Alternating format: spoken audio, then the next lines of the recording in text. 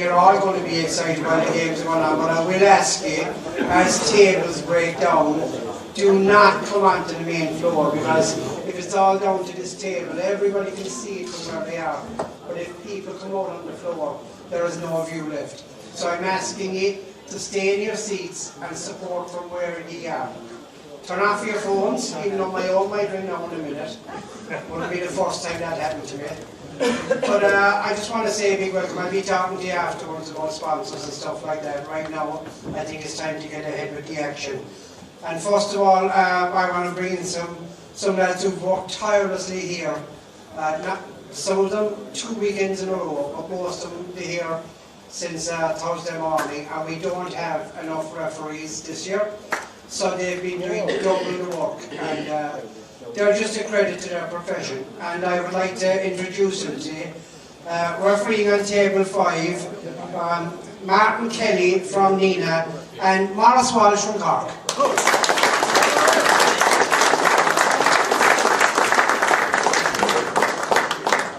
Good luck to you, lads.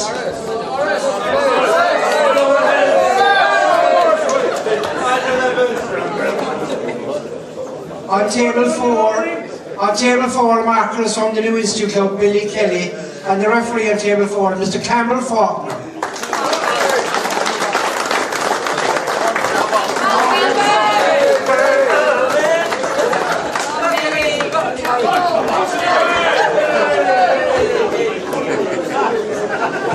On table 3, our marker is Tommy McRae, and the referee on table 3 is Mr. Stephen Foster.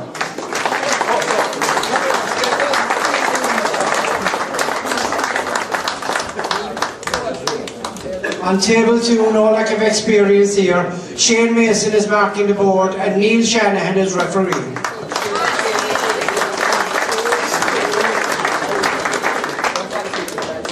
And on table number 1, Ray Kearns is doing the board and John Q is doing refereeing.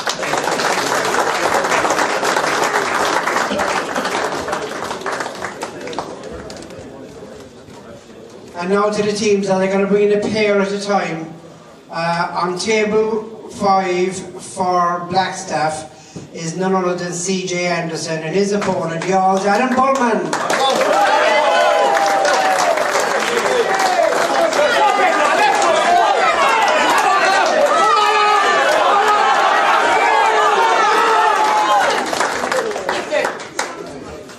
On table 4, representing Blackstaff, is Gary Clark, and his opponent, the one and only Brian Tony.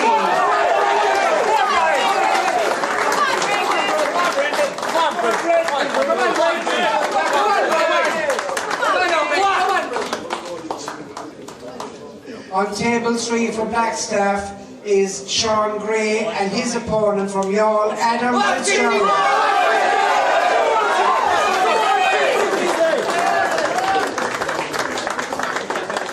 On table 2 for Blackstaff is Anto Heaney, and his opponent is Aaron Tobin.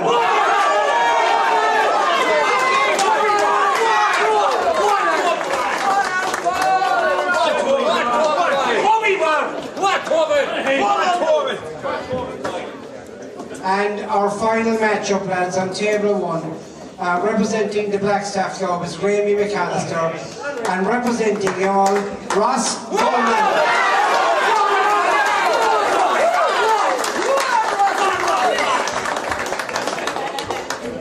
No, lads, it's a big night for both clubs. I don't mind you supporting them. We'll try not to call out a turn. There's 5 tables going on. So enjoy yourselves and let the best team win. Referees, you can start playing.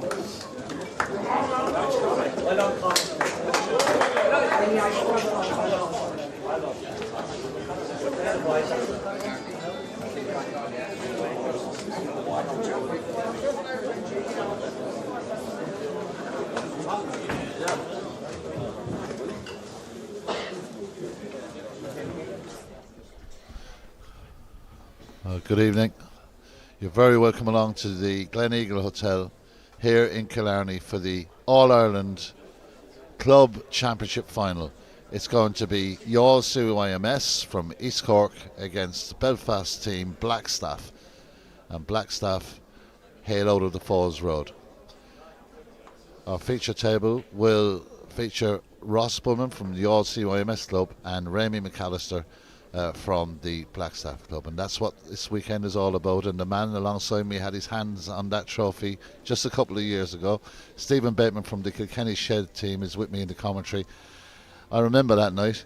I've seen you cry a few times for not getting it, Stephen, but when you had it in your arms that night, you were thrilled to bits, weren't you? I was, Derek. A very special night that we had that night.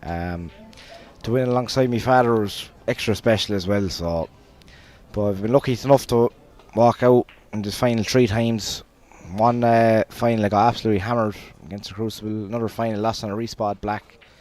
And in the final that we won that you mentioned there in 22, I ended up having a century in the last frame. So I've experienced every emotion out there in a final like this. So a bit jealous now sitting here tonight watching the boys being walked out there.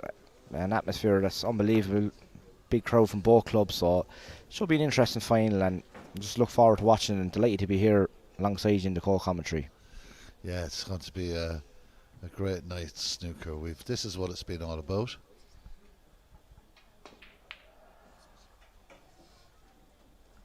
So Ross looking for kind of a half a containing safety shot. Didn't get the ball to the cushion. Ramy McAllister having a look at the red near the bottom left hand pocket. Not sure that goes. But Ramy McAllister, a character and a half he really is for this Blackstaff team. Now Stephen's mentioned the atmosphere in here.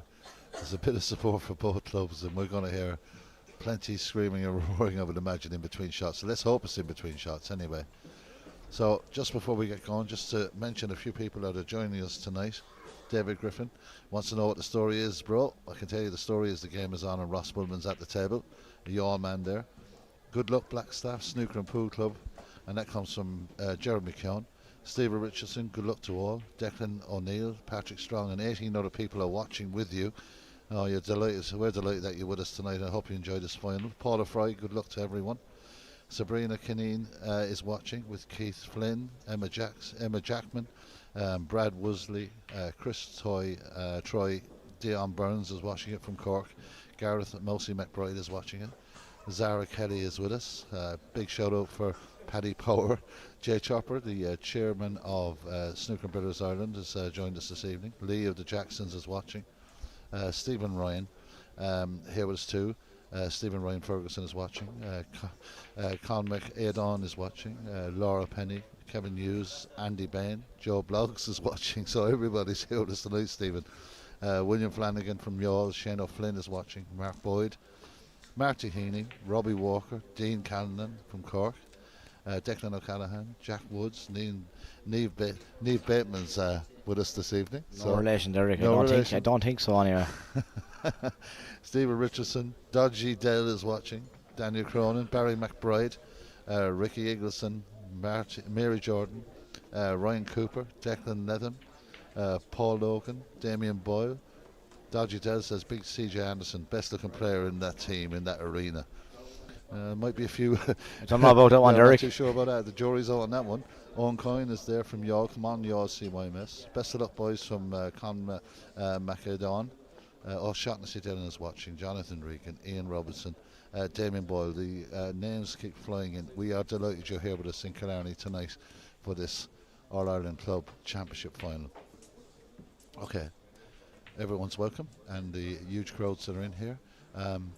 Hard to make a prediction ahead of this. Both teams have, come through some tough matches, and when you look at some of the situations that we've had here this week, who would have thought that the 4 favourites, including yourselves, wouldn't have made it through to the last 4? Yeah, so it's been an open tournament. It has been very open, and for the last probably 6-7 years, it's either been ourselves, Nina, or Crucible that have won it really, and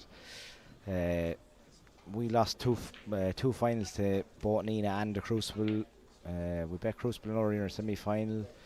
So the big, I would say for the last 6 or 7 years, the big 3 were kind of gone early on from the quarter-final stage this year. So once Nina and the Crucible, we got bet last night obviously, but once Nina and the Crucible were gone, and then obviously the favourites that were 5-4 Antrim were gone as well. The whole tournament opened up, and it was a big opportunity for the likes of obviously y'all and Blackstaff. So there's a lot of pressure here tonight. Both clubs have never won it, so it'll be interesting to see how they fare out here in the final, because you know they've never been in a situation like this before, Eric, and it's great to see other teams coming through as well, and hopefully just have a good final, a good night's entertainment to see what happens.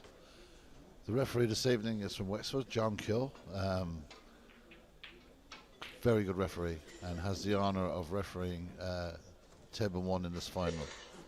So he's had a bit of work to do there. Had to do a bit of work on rearranging the balls because they were quite spread. Seems to have got that together. I think Ross is in a small bit of trouble with the red over the pocket here, Derek. He's hit at that time. Got a bit lucky with the double kiss there, but he's left Remy a chance here to get in here early on. Yeah, very lucky with the double kiss, but you're right, Ramy McAllister has the opportunity to... He's got a bit of awkward cueing to consider on the shot, but if he does play it right, then the black looks pretty.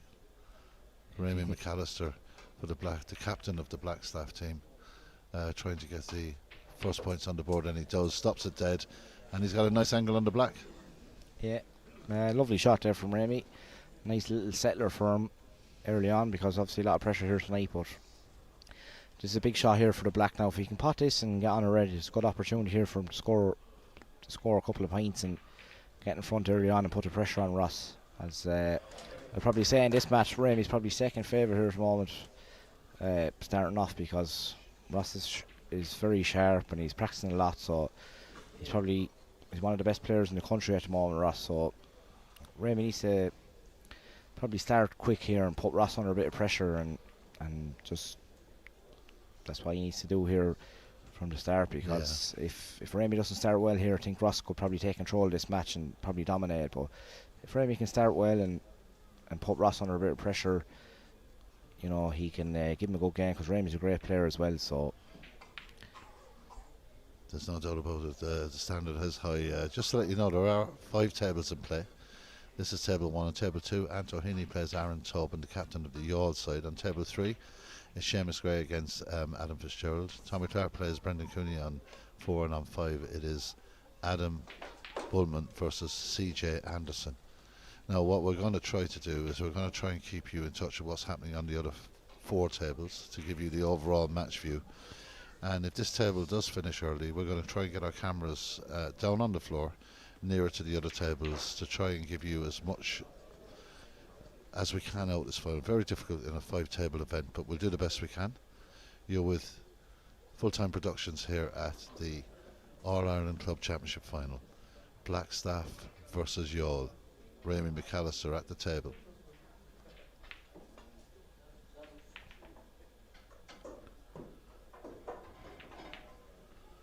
Well, struck that well. Got a good yellow there, Derek, but unfortunately I think it looks like he might be behind the blue here for a long red maybe, so he hasn't really got on a ball nicely. So yeah, it looks maybe he might be on the one over the corner, but I don't think he is. Yeah, I think he's covered for that. I think he's covered, yeah, so it'll probably just be a safety shot for the moment. Yeah, it looks like he's going to come back up the table off a few cluster of reds there. And we'll be looking to maybe target the green ball if he can, but he's hit that a bit soft. Ross Bowman now will get out of his chair, and the Yall player, he's left that short of the back line there, Eric. He probably hasn't left a whole lot on either, to be honest, but Ross can probably put him in trouble here with a good safety. Well, Ross Bullman at these tournaments impressed people with a 111 and a 120 back-to-back 2-century break. So we all know that Ross Bullman can hit in very high breaks, and he's hit that very well. That's going to go right back to the ball cushion, and good safety shot from the Yall man. That's a great shot, Eric. He has Remy in a small bit of trouble here at the moment. Just looking at it first glance, I can't really see a pat back the ball for Remy, so he's going to have to play maybe a contained safety shot here, because he's in a small bit of trouble, or else go all out for a pop, because Ross after playing a great shot there. Yeah, he's forced him into this red over near the left-hand corner pocket. He's forced him to take this on. He'll have to really be very lucky if he misses it not to go clattering into some other balls here. He may play it softly, but he's hit that with a bit of pace. He's caught the balls. It's a bit of a mistake. I thought he might have just hit it softly and played a containing safety on the bottom cushion, but he hit it a bit too hard. He did. He kind of went all out there, Derek, and he missed it by a long way. First glance, though, I think Ross has the bottom ball here, so it's a good chance for Ross. This is what Ross likes. This is his game. Get in, score. As you said, he had back-to-back centuries early on in the group, so this is what he likes to do. He's very good control over the cue ball. Hasn't played that shot too well, to be honest, but there was a bad mistake there by Remy, and he's kind of got away with it, to be honest, because Ross has played a poor shot there. Yeah, he's going to bring the blue into play, put the white on the ball cushion. He's still in control though at the moment, and that's an excellent safety shot to the ball cushion. It's another challenging shot for Remy McAllister. Yeah, he has Remy in trouble here. Well, not in trouble, but he has him under pressure at the moment. And Remy knows full well that if he does make a mistake, I know you mightn't have seen it there, but if he does make a mistake, he knows that Ross will punish him at some stage. So Remy knows every safety shot is vital here at the moment, and the red by the blue spot there is a hindrance for Remy as well, because if he catches a small bit tick, he more than likely will leave Ross on that ball. Well, he's taking on this long red, looking to clip it, gets a nice little touch on that one, nudges the red over the pocket. That's unfortunate. No, it's in the lap of the gods whether he can cover that or not. It hasn't worked out too bad, Derek. He has knocked the one over the pocket, but as same as Remy there a couple of minutes ago, there's pressure on this ball. If Ross is to go for it and misses it, he will be clattering into reds, and he might leave Remy in. So it's a big shot here if Ross is going for this red. It's early in frame one in this final, and that's a very good shot. It's a great shot from Ross, but unfortunately he hasn't landed on the colour, so it will be just a safety shot coming up. But a great long pot from Ross Bullman there. He's looking at the blue now, maybe potentially. Or is he going to, maybe he might just look at the green and try and get the white behind it. I think the shot here is probably just clip off the green and try and get him in behind the yellow and brown. It's a big target there with both balls there beside each other, so I think that's a shot here. The blue is probably too risky at this stage of the final. Oh, just going to free up the pink now. That's a bit of clever thinking from Ross Bullman. He's got lovely ball speed and good control on the white ball, it must be said. It's a punishing game when you're not in control, when you've got to find your way out of that balk area every single time. It becomes very, very frustrating. Remy McAllister, though, has got to look at this red by the pocket. It's a thin cut, but it is gettable. It is a final, it's in Killarney, there's a lot of pressure. He realises the risk, but the reward could be huge if he takes this on and gets it. For me, that's to be under critical. That's probably a poor shot from Ross. A lad of his calibre, he's left Remy the thin clip on the red. It is thin, but I thought maybe Ross should be covering that. And I think if Remy goes for it, I fancy him to get it. There's no guarantee he's going to land on a colour, but I fancy him to pot the red if he was to go for it. And I think Ross will be small but disappointed with that shot, that he's left that opportunity for Remy to clip in this red. Okay, I know there's a lot of interest from you. You're all joining us here, myself and Stephen Bateman. We're delighted to have your company this evening. We'll try and run through as many names as we can. Thanks for all the comments. Subscribe, support this. It's a huge addition. And just trying to keep track of all the names. It's quite difficult. He did clip that in. It was worth it, but it's a bit unfortunate he didn't get more out of that. But I would imagine the white ball will be cemented to the brown after that shot. He has the blue here, Derek, in the middle. If he fancies as well with the red just above the pink or above the blue spot there as well, so it might be worth looking at. Maybe stunning in the blue here, getting on the red just above the blue spot, and a good chance then for Remy, if he can pot this blue, to score a few points here. Welcome along to all the people viewing that are not here in Killarney tonight. A big shout out for Anthony Mullins, Tom Troy, John Loughlin, Harry Wiley, Tim Claffey, Noel Gleeson, Brian McLaughlin, Kieran Carey, Joe Loughlin, Gary Clark and CJ won it with Ballymena. Yes, they did indeed. Those two players have won an All-Ireland title. Tia Birch is watching. Liam Bolger, Peak Villa FC are watching. Great to have you with us tonight. Then we're looking at Philip Cribben, Kieran Griffin, Sean King, Nigel McWilliams, Damien Conway, Aaron Goldrick, Matty Williams, Danny Murphy, Gerard Keogh, Alan Fisher, all watching. Rosemary O'Sullivan, Gary Bracken, a player from Cork, a very good pool player now, Calvin O'Brien, who's in the building, Rebecca Cawley, John O'Dwyer, Michelle Walsh, Mark Cochran, Michael Abram, Rory McHugh, Elaine Redden, Jane Quinlan and Justin McCarthy, Sean Pedlow, Jamie Langdon, Conor Morgan, Commander Blackstaff, he says.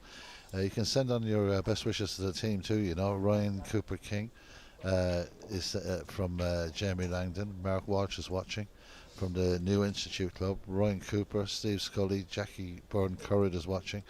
Brian Moore, Peter Luca, John Denning, Shane Higgins, Thomas Cully, Laura Cody, Carl Trainer, Paul Carey is watching as well. Fahad Biji is watching. Paul Griffin is watching. So we're just going to take a breather from the names because there's so many names to get through. One or two more. Mary Colton, Stephen Kennefick, Declan McConville, Thomas Quigley, Siobhan Boyle, Gerard Keogh. Excellent coverage, lads. Thanks very much. Rory McSweeney is there as well. And Wayne Cochran is there as well watching. So lots of people getting in touch with us, Stephen. They're enjoying the snooker, the streaming from the All-Ireland Championship for the very first time. Ross Bullman drains the blue into the right corner pocket. I've been naming names. You've been watching snooker. How do you think this frame is unfolding? Remy got in there, as I mentioned. He popped the blue to the middle, got a very good chance for himself. And to be honest, he missed a bad red there for a man of Remy's calibre. He didn't get close with it, to be honest, and he's left Ross in here with a great chance to score a few points and get back into the frame. He's currently 19 points down. It's a good chance for Ross to at least be in front by the time this break ends. So a couple of pinks, a couple of reds I should say, below the pink. Ross looking at maybe a possible shot into the middle pocket. It really is early days here. We'll try, as I said, and you know yourself, Stephen, you've been watching matches here. It's difficult to see all the scores and wonder what's going on, but we'll try and get some idea of what's happening on the other four tables. Many occasions we've seen people here shake hands. The match isn't over because the other three tables have come through. It's a very tough format, and you play a lot of individual snooker. You play international snooker. You play individual ranking events, and when you're playing for yourself, of course, you can be as aggressive as you like. But when you're playing with your club, well, that's a different ball game. I'd always say there's no tournament like this, Derek. We come down here every year. I would say this is the pinnacle of Irish snooker. Everyone wants to win this, and it's a completely different game, really. You know, everyone says it's 22 balls on the table. It should be the same, but once you come down here, it completely changes. You're playing for four other lads on your team. You could be 2-all in a match, and it's 2-all in frames, and it's down to you and whoever you're playing against, and that completely changes things. And people have different way of looking at things, and you'll often see down here certain results will go in certain people's favour. That if they were playing an individual event, you'll say that would never happen. When you're in Kilcarney, it's a completely different game, and people that don't play down here mightn't have experienced this, probably won't understand that, and it sounds a bit silly at the same time. But when you're down here and you're playing for your club and you're playing for the likes of another, your town, and everyone involved, and you have supporters down here and everything like that, and it's not just you, or it's not just, you know, it's a club and it's a town, and it's a massive thing for the likes of y'all or likes of Blackstaff to play in a match like this. It's completely different, and it's something that you know, I've experienced. I've been lucky enough to experience it a few times in finals and stuff like that. You can't really explain it to people that have never been there. It's hard to explain, and you know yourself, Derek. You know, you've been down here enough to see the things that go on down here. You never see it anywhere else. Things happen down here that you just can't compensate for. It's unbelievable, and it's just one word though: pressure. Pressure, exactly. And the pressure is humongous down here, and it's extra pressure. It's different when you're playing for yourself and all that. Yeah, there is pressure, but when you're playing for a town, a club, a community, it's humongous. Yeah, it is huge. Ross Bullman is putting in a good shift here at the table. He's starting to find a bit of rhythm here,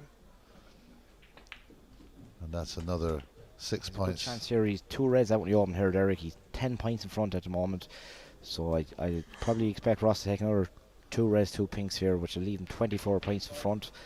And then he'll be looking to disturb them 2 reds on the side cushion to finish off this frame. But again, difficult for them 2 reds are. He has to get an angle off maybe the pink or the red here to try and disturb them. I think he'd probably try go at him off the red here and hopefully get one of them out in the open and finish off this frame here, but not easy. Has to get a nice cannon here and hope that the reds open up from to make a frame winning contribution here. Killian O'Sullivan watching from Lebanon. Great work with the live streaming, lads. Isn't that great when you hear stuff like that? I just have to say, this is probably, I think this is the first year that we've had proper streaming down here, and it's a great addition to the tournament. This tournament is special to everyone in Irish snooker, but it's been made extra special this year with the live streaming, because people from, as I say, people are playing for y'all, and there's people tuning in from the Lebanon and all. It's great to see the interest and it brings more people involved in the tournament, and it's great to see. And fair play to Connie and the full-time productions and everyone involved for having this here. Kate Heaney is with us. Christine Kelly. If I don't get you, I apologise. Come back again, and I'll make sure I will. We've got, well, there's a little girl called Jeanette, and she thinks I'm doing a great job, but she would, because she's my daughter. I know. We all think you're doing a great job, Eric, in fairness. Doing a great job. He's down here for the last 2 weeks. He's doing a brilliant job, in fairness to him. Thank you. Kate Heaney, come on, Blackstaff. Brendan Canavan is watching. Paul Enright is watching. Gareth Devlin. We've got Cian Jones is watching, Jordan Murphy, Stephen McGrath, John Torpy is watching from Limerick, John Reynolds, Donna Stephen, James Fennessy. Fair play, Stephen. Great commentary, 100%. Thanks a million, whoever said that. James Fennessy. Oh, thanks, James. Best of luck over in Bosnia next month, James. Give it everything. Yeah, European Championship at EBSA, Bosnia Herzegovina. Going to be some interesting ones there. I know that Ryan McGuigan is entered into the men's and the under-21. Robbie, yeah. Oh, Robbie, I mean, sorry. And Robbie McGuigan entered into the under-21s is going to have a right chance to get the tour card. I played him yesterday, Eric. He's a brilliant player. Absolutely fantastic. And watched him last night playing Brendan. Played very well again, and he won the All-Ireland Championships. He's won the North 3 times, and he's an absolute fantastic player. And it's great to see him down here actually playing in this tournament, because they're the type of people we want down here. The young up and coming players, the future superstars. That's what we want down here. And this is the one tournament in the year where we get to see both North and South, the best players playing, and that's what makes it so special as well. It's not just Republic of Ireland, it's the North as well. They come down here with great teams, and it makes it extra special because it's even harder to win, and that's what makes it even extra special when you do win it, because you're not just going through Republic of Ireland, you're going through the North, you're going through the 32 counties, and it's fantastic. Raymond McAllister looking at this into the middle. Crucial moment in this frame.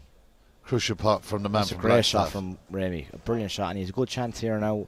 The brown is a bit awkward beside the yellow, but other than that, all the balls are in the open here for Remy, and if he can get that brown away from that yellow, or if he can get on the yellow into the green pocket, he's a great chance here of clearing up. So Remy McAllister comes back into the frame, and the balls are set up nicely for him. He's got the red into the green pocket now.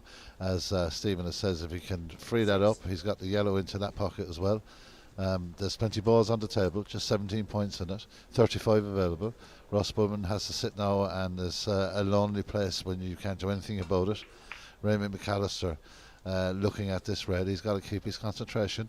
The balls are in very potable positions. Will he play for the green here? Quite possibly. It just comes back, and now he's got to have a look at it's a clever shot that he's played there, Derek. He probably played the yellow here, and maybe cannon into the brown to leave the yellow into the middle pocket. Very clever what he done there. I actually didn't see that myself, but that was a very clever shot that he played there. He's made it a lot easier on himself if he get this next shot right. So where will the white end up? Perfect, Eric. Yeah, this is a very good brilliant shot. Opportunity to clear the table here. So it's just 14 points between the players, 27 points available on the table. It's going to be a gentle shot. Not always easy, Stephen, when the white ball, the cue ball is so close to the object ball, but he's starting to give himself a chance in this frame, and maybe a few minutes ago you wouldn't have said that he had the ability maybe to get on a win early on here, but this is a crucial shot, and that's a beautiful shot into the middle pocket. He hit that well. Sometimes, Derek, he can be too close to the object ball. Everyone says get as close as you can to the object ball. sometimes he can be too close, and that was probably one of them situations which was a little bit tricky where he probably couldn't see the potting angle because he was actually so close, but he hit it so well into the middle, and he's given himself an absolutely brilliant opportunity here. He's perfect on the green. Brown is waiting, so if he can get on the blue nicely here, I fancy him to clear these up. Raymie McAllister, a lovely man, he really is. Very much involved in the ICC as well with the Northern Ireland team, as you are with the Republic of Ireland team. Malta's destination in November this year, so that's another great tournament and a mighty opportunity to meet the lads and get to see each other once a year. This is absolutely excellent snooker from Raymie McAllister. Perfect angle on the blue. Up until this point, he's had to work really hard to get himself in this position, but he's in position A now. I think he just needs blue and pink here, Derek. So yeah, a great opportunity for him. All right, maybe he needs the black as well. Does, I think yeah. He's 5 behind, so the pink will put him 6 ahead. But if he can get on the pink nicely here, the black is waiting. Lovely shot. That's well, little bit short. Yeah, a little short. He's made it a little bit tricky on himself. I fancy him to pot this though. He pot the pink, but position on the black mightn't be ideal from here unless he comes in and further out of balk. Yeah, well, I suppose he has to consider going in and out of balk to give himself a chance. But dead weight into the middle right pocket might give him an opportunity as well, but a tricky shot. It'd be a long shot, it'd be tricky. Obviously, as we mentioned before, and we know we keep going about, but a lot of pressure on that black if he was to leave that distance. So he'd be trying to get as close as possible as he can to the black. But he's looking at probably just dropping it in there by the way he's pointing his cue. And just trying to get smoothly through the cue ball and strike the black into the corner pocket. But it's not easy. 50 points apiece. Raymie McAllister, this is the crucial moment in this frame. Raymie McAllister coming back from the death in this frame, really. And just drops that in beautifully, and he's got a shot at the black. So black ball game in our opening frame here. Best of 5, of course, in this All-Ireland Snooker Club Championship final. It's going to be one hell of a pot if he can pull this one off, and one hell of a frame to win, because it's been nick and tuck throughout. Raymie McAllister lines this one up. In the club, 9 out of 10. Under this kind of pressure, with this type of table and tight pockets, this is going to be a test for the man from Blackstaff. And he's up to the test. Struck that lovely, Derek. In fairness to him, it's up to the task. Great clearance. He dropped the pink into the middle, and he stayed very still on that shot and absolutely hammered into the pocket. So great clearance from Raymie there to go 1-0 up in the final here. It's 1-0 to Blackstaff in this table 1 encounter between Raymie McAllister and Ross Bullman. We're going to take a brief break. When we come back, we'll have continued coverage of this All-Ireland Snooker Club Championship final between Youghal and Blackstaff, and we'll try and find out what's happening on the other tables to keep you informed. This is Full Time Productions. Derek Kiley and Stephen Bateman in the commentary position. Don't go away.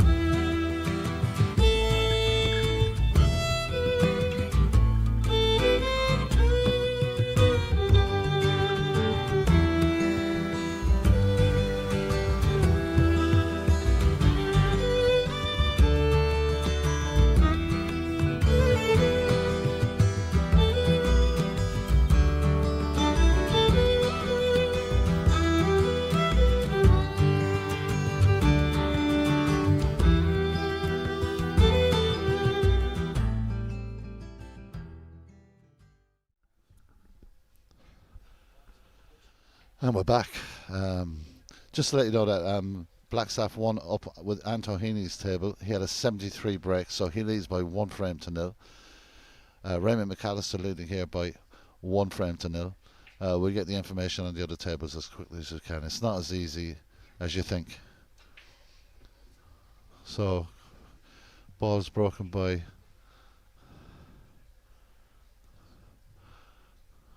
Ross Bullman. So Adrian Scully, Dave Dempsey, Caroline Devine, Tony O'Sullivan. The Southeast Black Ball Pool League. Welcome along, lads. Delighted to have you with us. Anthony Larkin. Super jobs, lad. Excellent to be able to watch. It's perfect quality and great commentary. Whoa, that's a lot of compliments to take in. Thanks for being in. Michael Bumster down Dungarvan. How are you, Michael? And Phelan and Youall. Robert Clark, Michael Bumster again.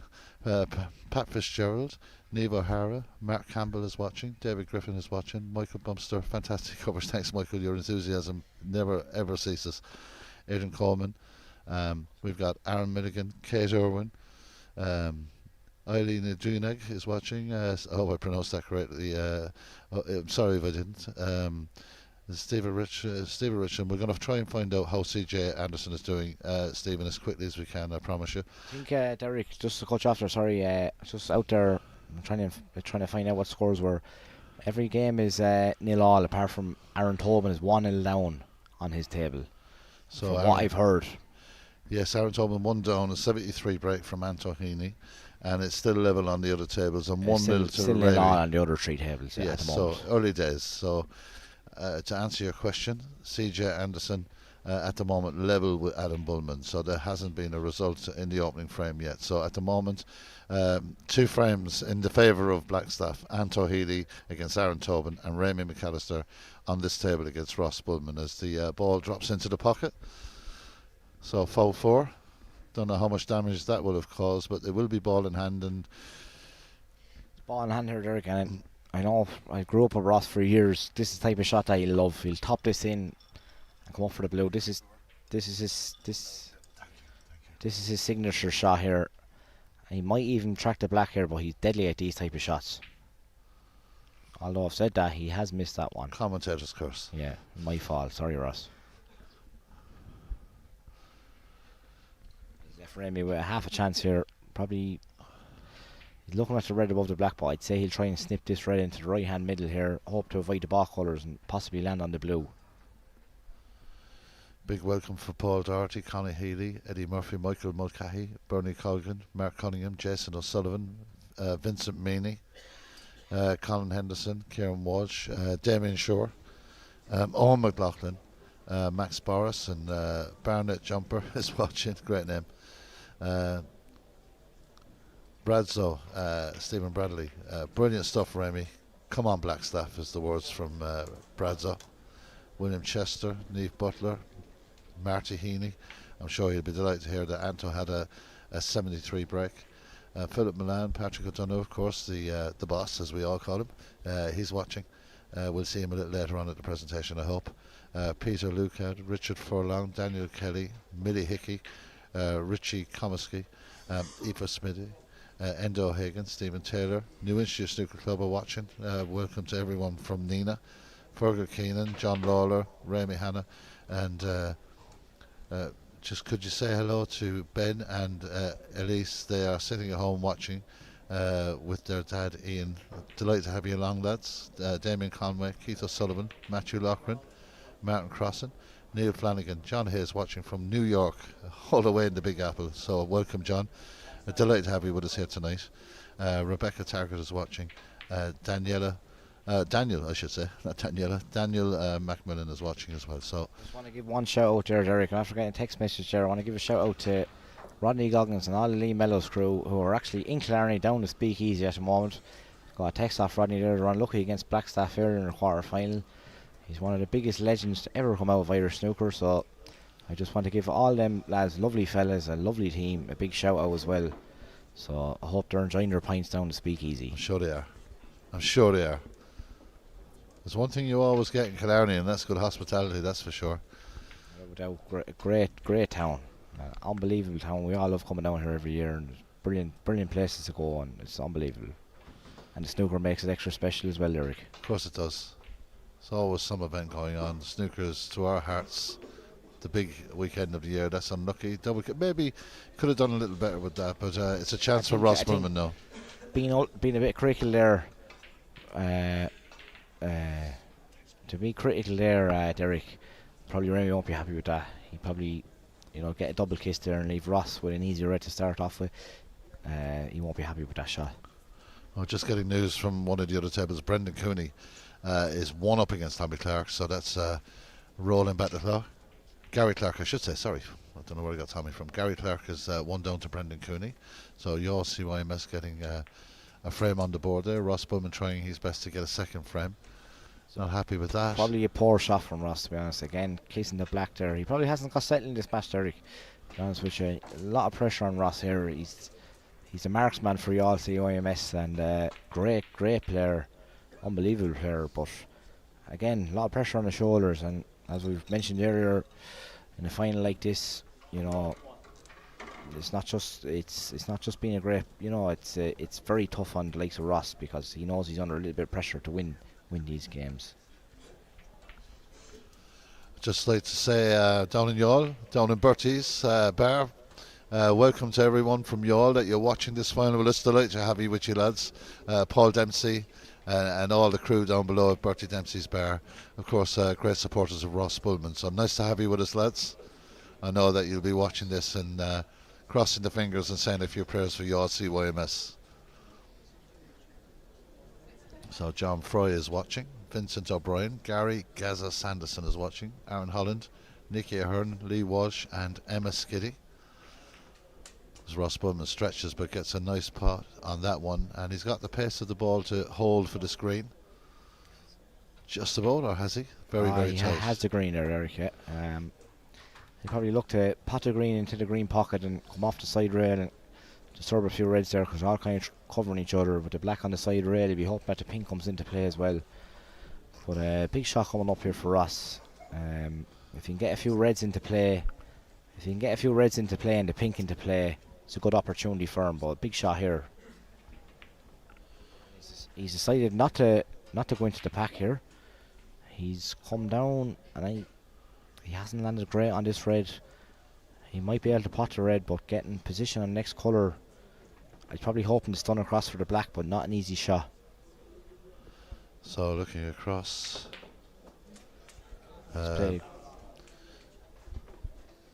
scores will be coming in as we get them. Blackstaff up on 3 tables, Youghal up on 1, Level on the other.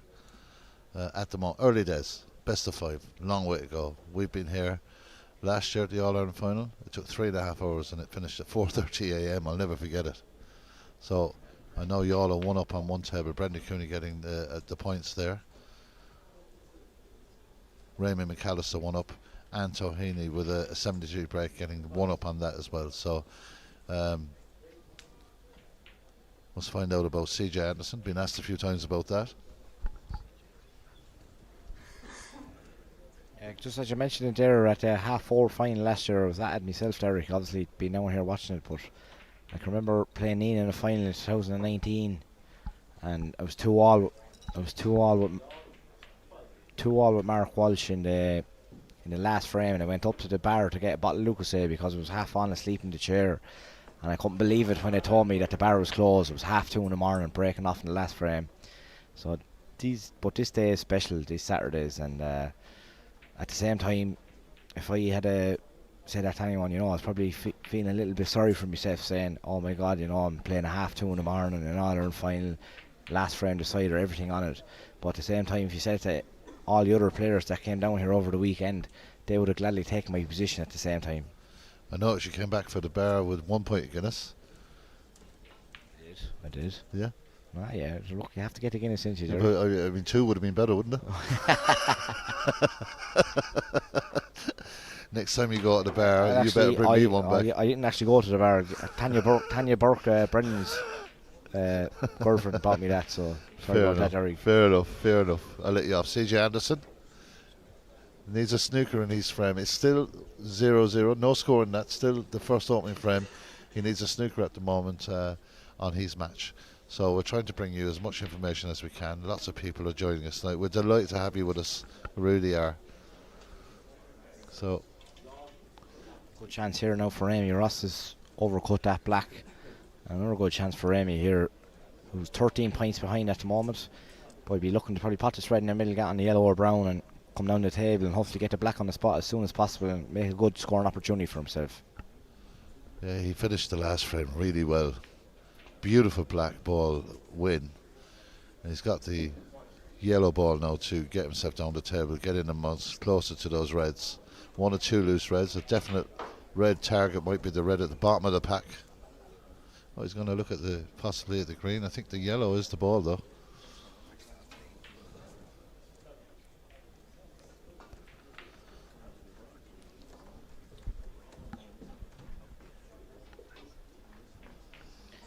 Ramey's sizing up this yellow at the moment, Eric. So he's just hoping to get on a red here. As long as he gets on a red nicely, he'll be trying to probably get on the black straight away, get back on the spot, as I said earlier, make himself a good opportunity. But just as we look there, I don't think he's played too good of a shot, and I think he's probably on nothing, and he might have to revert to a safety shot. May I just try and cut this red into the middle pocket? If he misses it, there's a good possibility he'll end down on the black cushion anyway, Stephen. It's kind of a low risk shot, to be honest. To be honest, I thought he was a bit thinner there, but as we look on the camera now, he probably, as you said there, Derek, he probably cut it into the middle and land on the black, so it mightn't be too bad. But you were right first day. I was right. You were right first day. Safety. Decided to play safe. I think it was a little bit thinner than it looked on the cameras, to be honest. Yeah. When it zoomed in there, it looked like he could come down for the black, but obviously he couldn't, so he decided to play safe because it looked very thin there at the start, and a thin shot like that's high risk that he wouldn't have known where the cue ball was ending up, and it could have ended up anywhere. He's probably going to be careering into reds, and he has Ross under a small bit of pressure here at the moment, and he doesn't want to give him any easy chances to get back into the game because he knows that Ross is well capable of making a big break if he gives him an easy chance. So Ramey at the moment is just trying to keep Ross basically on the top cushion and make him work for his chances. And Ramey spotted a good long red there again, and another great chance for Ramey here again. 3 or 4, 5 open reds in around the black spot here, and if he can get one of them, he's a great chance here again. Raymond McAllister is striking when he gets the chance. It's a very decent shot there as well. It will go to the blue spot. Will the black, I would imagine. I can't see it spotting there. I could be wrong. Look very, very tight. It does look tight, but I'd say it just about goes, Derek. Maybe. No, you're right. It's up on the blue spot, and that actually helps Ramey here because he's a little bit thin on this red, and this is comfortable for him just to stun up for the black on the blue spot and come back down for the three or 4 reds that are in the open. So this actually suits Ramey here. He's probably a small bit lucky, but he played a good shot there, and he's lucky where the cue ball ended up that covered the black spot, and he's a bit thin on this red, and he's perfect to come up for the black and come back down. So good opportunity here for Ramey. He's played that well, perfect, yeah. Derek. He's played that very well, yeah. Lovely angle on the black now. Black spot is a bit freer. Got rid of that red. We will try our best to give you the information from the other tables, but at the moment it's Blackstaff up in 3, Youall up in 1. That's frames now, not matches. So early days, a long way to go. As you know, Derek, for years, I've been down here for years. I've often been in matches where I think, oh, we have this one, or we're after losing this, and all of a sudden, sometimes only one shot can change a whole match, and all of a sudden, other things start. It's like a domino effect. Everything starts changing over one shot or one little bit of luck or something, and that's what makes this tournament so special, because that is after happening so many times down through the years, where you think, oh, this certain team is in control, or we're in control, we have this match wrapped up, another couple of shots is all over, and next minute, an hour later, you're still there, and all of a sudden the opposition team look like they're, have you bet, and you don't know what. That's what makes this tournament so special, because, Blackstaff are up at the moment. They're 1-0 up on 3 tables. Y'all are 1-0 up on 1, and there's another table. I think Blackstaff need a snooker on another table, down table 5, C. Jensen. But Ramey could be 2-0 up here, and Blackstaff could have 2 games won, and all of a sudden something might happen, and all of a sudden the whole perspective of a match might just change over one little shot, and you just never know. You'll never know what'll happen. And at the moment, Blackstaff are looking good, but there's a long way to go on this final, yeah. And a lot of snooker to be played, a lot of balls to be potted, and that's what makes this so interesting. Couldn't have described that any better. But what happened Just there? as we said that there, Ramey's missed a bad red where he was in full control of the frame, looked like winning it to go 2-0 up. He's missed a bad red, and you know he probably hasn't left Ross he hasn't left Ross any ball to go at. But that could change the whole dynamic of this frame, and Ross could be 1-all. Yeah, and he's furious, and rightly so. He should have got that. Ross Bullman now looking to maybe guide the ball to the green. It would be the now tried to play the plant there. That was a bit ambitious to say the least. I'm not sure if he would try to play the plant, Derek. I think he just maybe tried to move the red. Yeah, move the red. Yeah. And again, That was a long way left, though. That was a tough shot to do that. He didn't. It was a tough shot, but he probably should have got some sort of contact on that red. He didn't. I don't think Ramey would have thought he'd be back at the table so quick either. And he's left Ramey another ball over a pocket here. Ramey 14-point lead in this frame as well. Again, he's probably going to be career into balls here. Say them 2 reds in the pink, he'll be heading for them, which he has hit them. What really unlucky to catch the ball on the cushion. He's a bit unlucky there. Yeah. But again, Ramey's in control here at the moment. He's 15-point lead. He's looking at the green here now. But this is a massive shot here in this match, because this is the type of shot that I'm talking about. This shot could make or break this match. Yeah, it's momentum, isn't it? That's exactly what it is, Derek. Here we go. Hold on to your seats. Oh, it's a great shot. It's a great shot. Where's the white going, as they say? Didn't go in that time. No, it didn't go in. And I tell you, it's actually none of my favour. He's hit the knuckle there, and he's landed absolutely perfect on the red into the yellow pocket here. Small bit lucky, but at the end of the day, if he hadn't missed the knuckle, he was coming down for a red perfect behind the ping anyway. So, but in fairness to Ramey, an absolute great pot under pressure there. He pot the green under pressure, and in fairness to him, it was a good shot, and he's a great chance here now to go 2-0 up. Okay, so CJ Anderson being cheered in the background. I can hear the roars from the CJ Anderson coming from a snooker back to win a frame for Blackstaff, and had a bit of an off moment on table 1 earlier in the quarterfinals, but when he played in the semi-finals, when he played Philly Brown, but he's come from a snooker behind there to get another frame on the board for the Blackstaff team.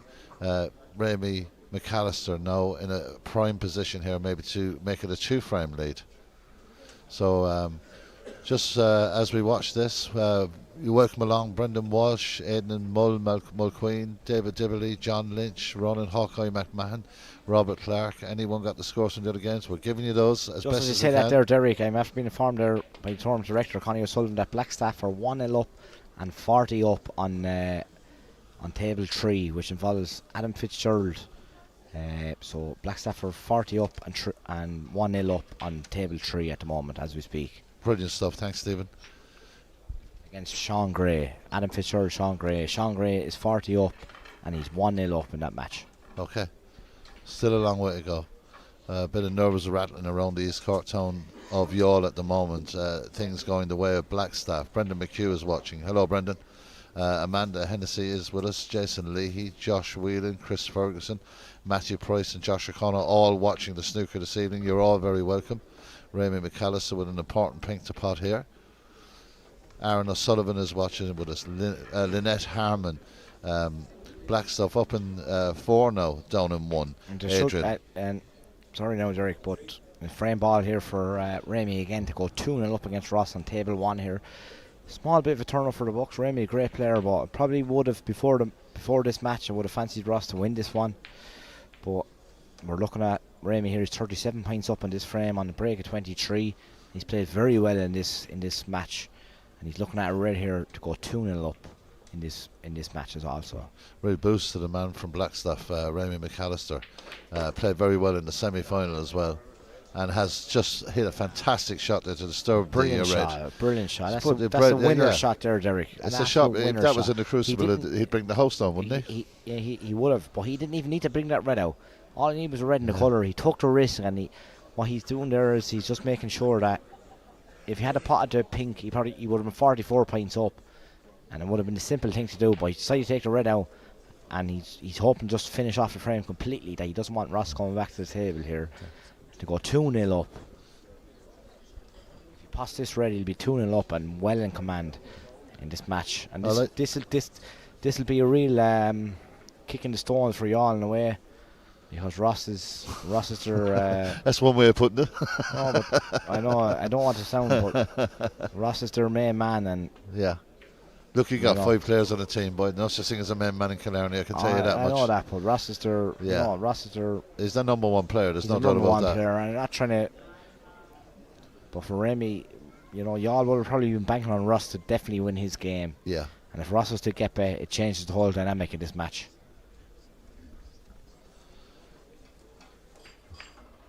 So just to let you know that we're going to catch up during the interval after this frame with all the other scores. We're going to have all the scores from all the tables, so you have a clear picture of what's happening in this final.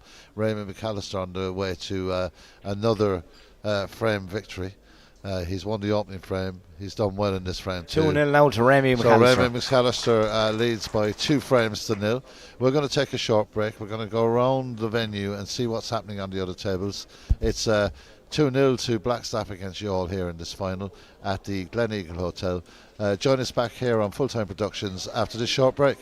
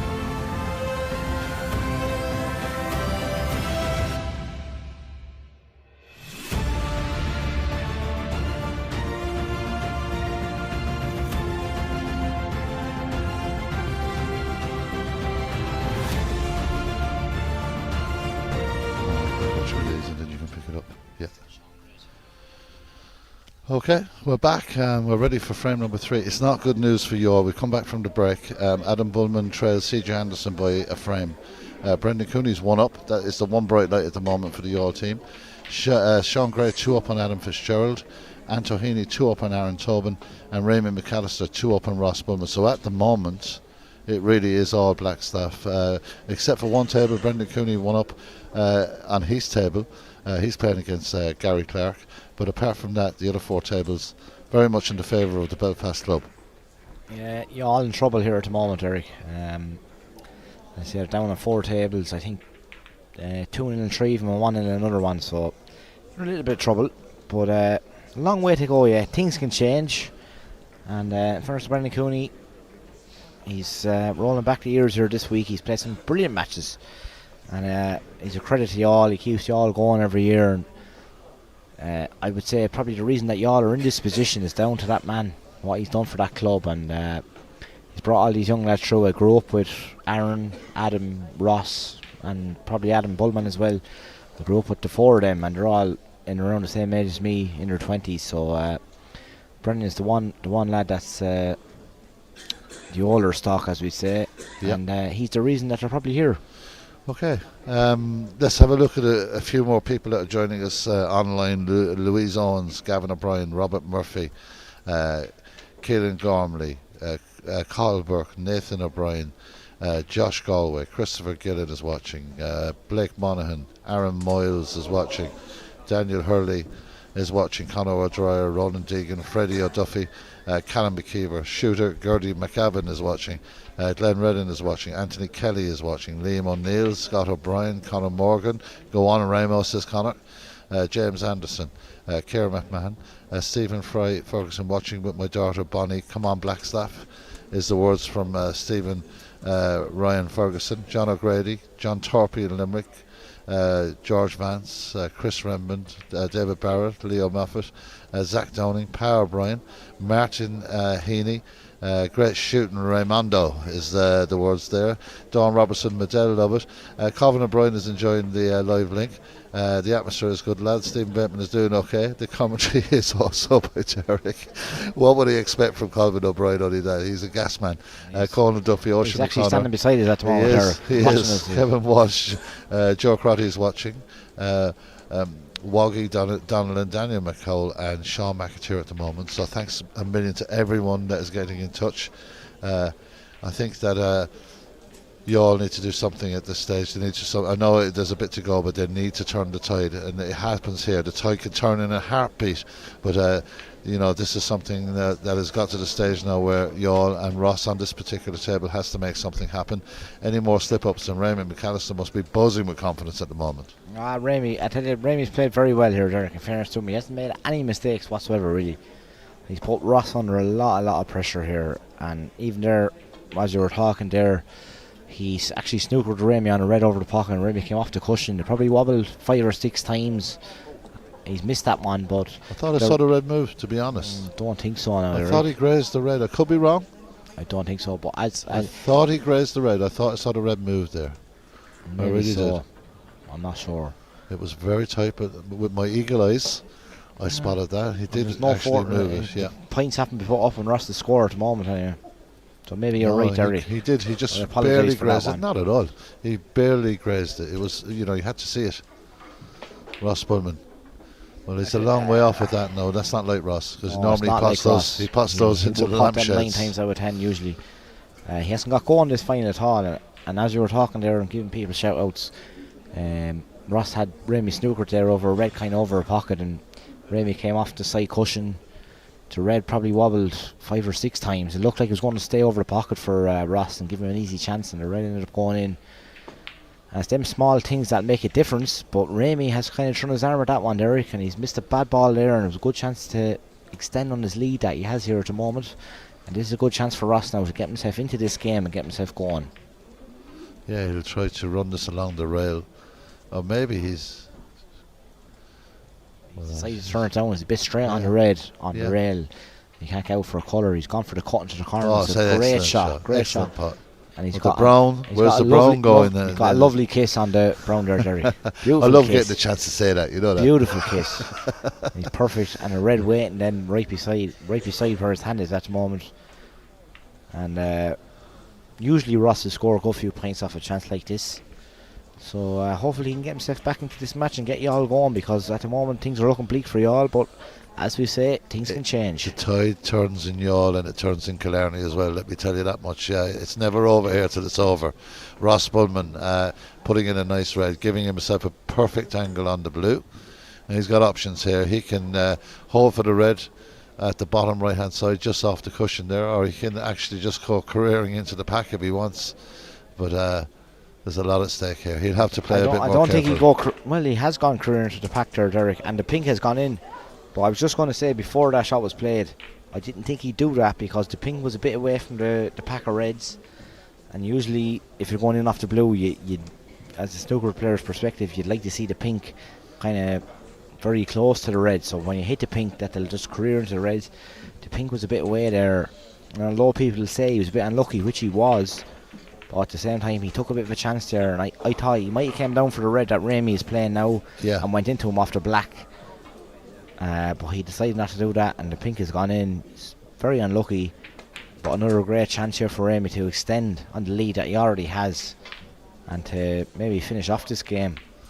Good, a bit unlucky not to go another small bit to be above the other side of the blue, but it's a blue that he will pot. He'll go in and out of bulk. He's got a red over the left corner pocket. He's got options. One red off the pack. 2 balls there definitely he could be aiming for. Oh, he catches the broad. He's played that very poor, Derek. He had a lot of run side on him, but to hit the brown there for a player at Ramey's standard, that was a poor shot. But at the same time, he actually has a chance of this red here into the corner, so it's not too bad. It's like but you got to take things into account too. You know, the pressure is on. It's a boiling pot down there. There's so much at stake.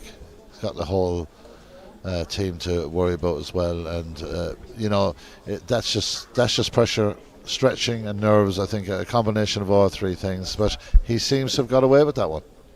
Yeah, that was. I think that red goes, Derek, to be honest with you, into the corner. I don't know. I think Ross can see that. And if he can get on the pink or black here, player of Ross's calibre, he'll score a few points off this. He's got to do something. He's actually. Yeah. He couldn't see it, so he's just played safe. Yeah, well, he says, "What else could I do?" He doesn't look too happy there at the moment, Eric. There wasn't much. He's under a lot of pressure here at the moment. Ross. Yeah, he's not getting a lot from Ramey, is he? He's not. No, Ramey hasn't given him much in this final. And I go back. The first frame was absolutely massive when Ramey cleared up and he pot a great black. That kind of set the tone for this match at the moment. But he's 2-0 down Ross, but I wouldn't back against him coming back and winning this game. He's well capable of doing that. We all know that he's a good player, a very, very good player. But he needs something to happen, and it's just not happening for him at the moment. He needs to make it happen. I think maybe be a bit more aggressive, attack this table. But Ramey McAllister is strolling around the table. He's quite happy and relaxed because he's in a very strong position.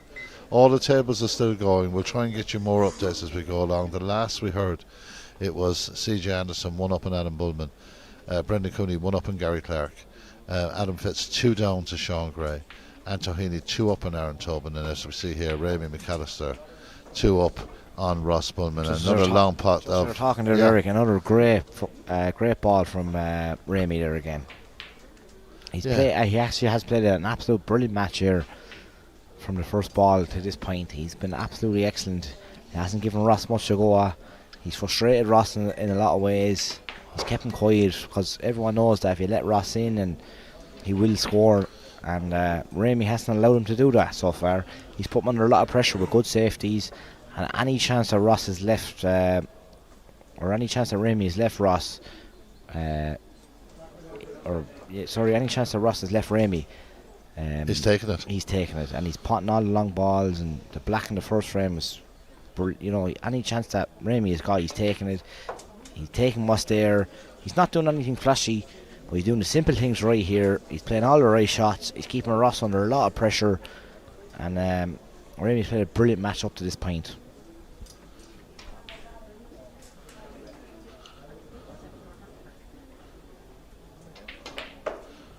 So warm Killarney welcome to King Corcoran. Dale Mulpeter, David Keogh, Daniel McMillan, Jay Ed is watching, Stephen Sherry is watching. Played many All-Ireland championships down here. Tony Scully, Dualta Doyle, Johnny Friel is watching. Sorry, Derek, I just called across there. Sorry, there. As Derek is calling out, Brendan Cooney's gone 2-0 up.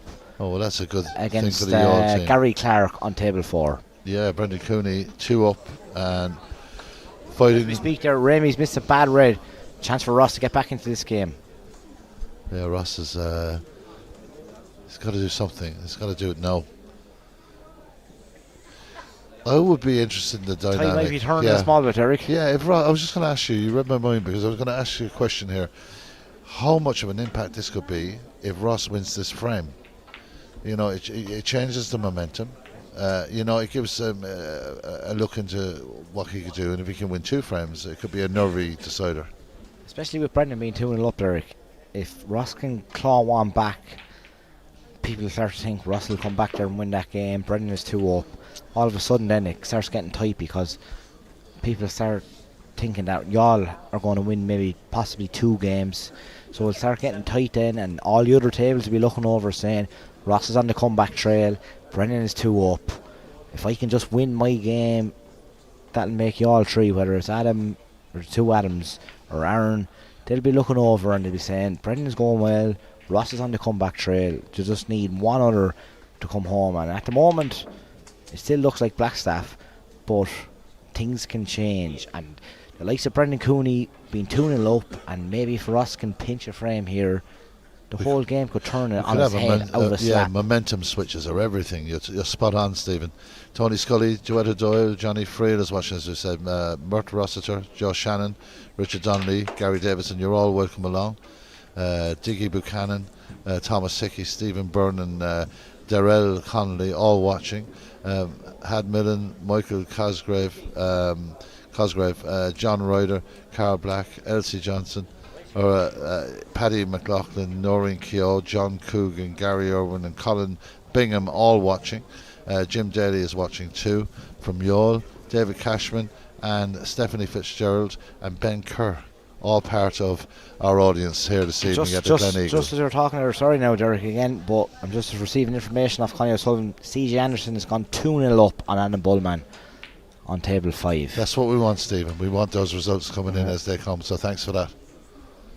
CJ Anderson struggled in the first one, came out of a snooker and won that. Snooker in the first one, Derek. Yeah. And again, that could be another turning point. Where Adam Bullman might have been, he must have been well in control, because we heard that he needed snooker in the first frame. Yeah. CJ obviously got it, won the frame. More than likely, we didn't see it, but more than likely on the black. And all of a sudden he's 2-0 up, and that leaves Blackstaff up on 4 tables at the moment.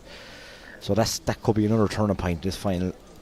Just ebbs and flows, doesn't it? Just ebbs and flows, because as we're looking at Ross here, starting to get a better pattern rhythm now, yeah. But if Adam Bullman wants to be maybe 1-0 up on that table, and CJ was under a bit of pressure, and Brendan Cooney's 2-0 up on another table, it changes the whole dynamic of the game. But all of a sudden, CJ Anderson got a snooker cleared up. He's 2-0 up now, and Blackstaff look well in command at the moment. Ross Bullman looking to cut this one into the right corner pocket, and that's another great shot there, Derek. Very well played. Very well played. Tight angle, wasn't it? It was a tight angle, and he has probably 3 reds to go. He'd probably take the one into the left hand bottom pocket to come down for the black boy. He has 2 reds into the middle if he likes. The top as well. red goes in if he likes that. 6 points up at the moment. He's going to take one into the middle, come up for the blue. I fancy Ross to probably be. I think Ray may be needing snookers by the time this visit's over. This is tough though. This is no Gibby, and he's missed it. A bit surprised there, he has missed that. It's not like Ross to miss a ball like that, but he's got away with it, Derek. He has got away with it. He has covered it with the yellow. He's covered yellow. it with the yellow. A bit lucky there. He didn't hit that ball well at all, but he got away with it, and he's 6 points up, so things can change, Derek. Things can change. Ben McCulloch, Lisa Fitzgerald, Brian Quillen from the AOH. Not over yet, but he said. Stuart Fitzgerald is watching, Pamela Fry, Vincent O'Brien, Mark Killeen, Lisa Fitzgerald and James Anderson. Come on, the Blackstaff, says James. Well, they're in control at the moment, but as Stephen has said, this place is a head boiler and it can change. Pressure is immense. There's so much at stake. One thing I really like about this final, and made a team best team win, a new name on the trophy, and I think that's always a good thing for the game. It's not good for me, Derek, but look. I'm only joking. No, it's great to see. And I said earlier, we were looking down, we got bet last night in the last 12, and that was whatever Clarny bet is. Antrim were half favourites to win this tournament, had a great team down here. And all of a sudden I looked around the quarter final, and usually I'll always say this, and I don't mean it, but if you're to win this, you usually have to go through either Nina the Crucible or Kilkenny to win this tournament. And all of a sudden at the quarter final stage, Crucible were bet, we were gone, and Nina were bet this morning, and it opened it up for everyone. Yeah. And, just and tells it was you, not from my perspective, it wasn't I know great, that, but from a neutral perspective, from a snooker perspective, it was brilliant. It's great for the tournament. It was brilliant for the tournament, because if one of them teams had been left, Kilkenny or Nina or Crucible, they would have been half favourites to win the tournament. But because the three of us were gone and no other team had won the tournament before, it opened up the whole tournament, and it was great to see. Not from my perspective, but from a snooker perspective. Yeah, exactly, for It the was brilliant tournament. to see For the in a way. tournament. Okay. So let's just catch our breath for a second. So much going on at the one time. Everyone's tuning in all around the place. Delighted to have you with us here in Full Time Productions. We are enjoying this final. It's been a fantastic 2 days of snooker coverage.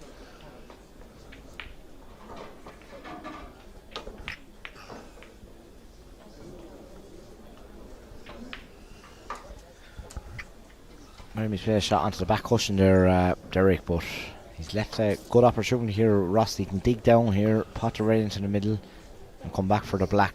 It was a good opportunity for Ross, and one that he usually take. Yeah, He's potted the red. It's a great shot from Ross. Good shot from Under Ross. a lot of pressure. He hasn't got going this final as mentioned before, but that's a great shot. He's perfect on the black. There's at least three reds out in the open for him here, so it's a good opportunity to bring him back to 2-1 and get himself back into this match.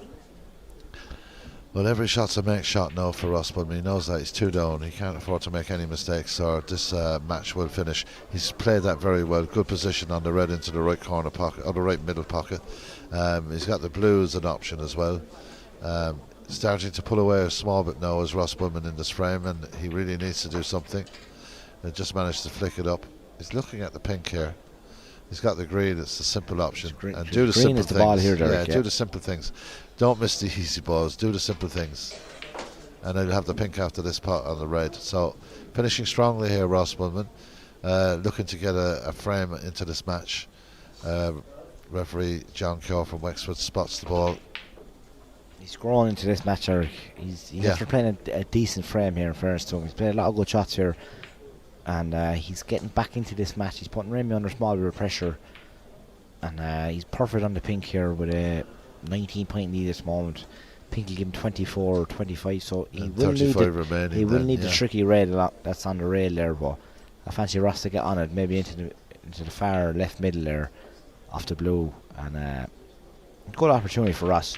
And it'll be a big game changer for y'all if he can get back into this game. As I said before, it'll find its way around the venue. Other lads will be looking at that and saying, Ross is on the comeback trail, Brendan is 2-0 up, you know, all they need is another one. So y'all, although it looks bad at the moment, y'all are far from out with this match yet. Well, I know that if Ross Woodman wins this frame, there will be a cheer from the all supporters, and that will send a message around the tables to the other players. That's right, that'll change things massively, and also it'll put pressure on the other Blackstaff players as well, because they know that y'all are thereabouts in 2 matches, so it'll put pressure. And that's the thing about Killarney. Different tables affect a certain table affects different matches, and people might think that's mad to say that, but that's the way it is. It is the way it is. It's a bit like the golf, isn't it, when you hear the roar going on, certain players hit a roar. Well, he's missed that, and this is a chance now for Remy. I think he's kind of got away with that one, Derek. He was unlucky there. He struck that ball lovely, in fairness to him. Struck it very nice. But I don't think Remy will probably go for this. I think he will. I think it's a bit thin, Derek, to be honest with you. Do you think so? I do. I think Remy will play safe. Okay. And the reason I would say that, maybe if Remy's 2-0 down, he might chance go up, but Remy's in control here. He's 2-0 up. He'll just want to keep Ross, keep him kind of quiet, and he doesn't want to give Ross an easy chance to win this frame. He's going to make him work for it. I think the easy shot here is to clip the red in behind the black and send the white ball up into baulk, and there's 31 points in at the moment, and Remy doesn't want to give Ross anything easy at the moment, because as we've mentioned before, I know we keep mentioning it, but this frame might turn things not in y'all's favour, but it could change the whole game. He did go for it. I had a feeling he would. But he needs the 30. He needed the 30. He needed a high value ball with the red. A long way away from that. He's covered it. He's done okay. I think this is a difficult shot. He hasn't covered the red though. Ross might Ross might go for this. I think Ross can see enough to pot this ball. Well, I don't know if he can pot it, but he can certainly hit it.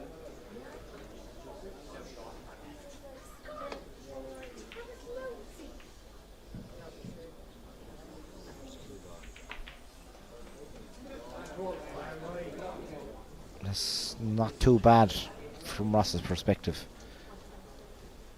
Although if Remy was to pot this long red, he has a great chance of winning.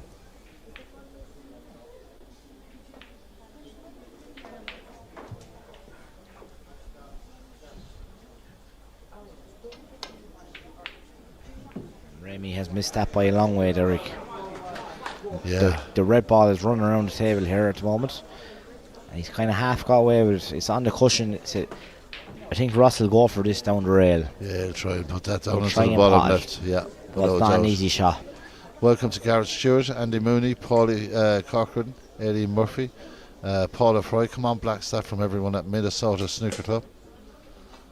Ross Bullman looks to drain this one down, doesn't? Will he go into the other pocket? Derek, he's fluked it. He's fluked it. Dunedin Snookers, a cheer has gone up here from the all crowd. That's what I noticed about down here. Flukes can change things big time. Yeah. He's not perfect on the colour, but he's left Remy and Eden 2 snookers. He's 32 behind with 27 on the table. And he has a brown to the middle here, Ross. If he pots this, it'll be 2-1.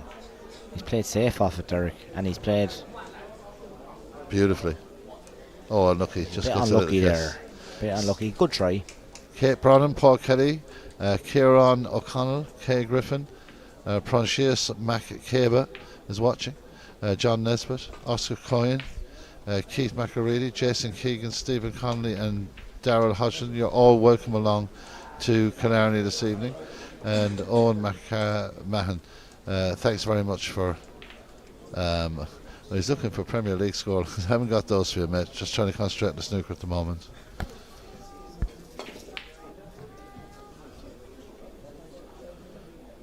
So the yellow is heading down towards the pocket again. Is it going to be another fluke? It is.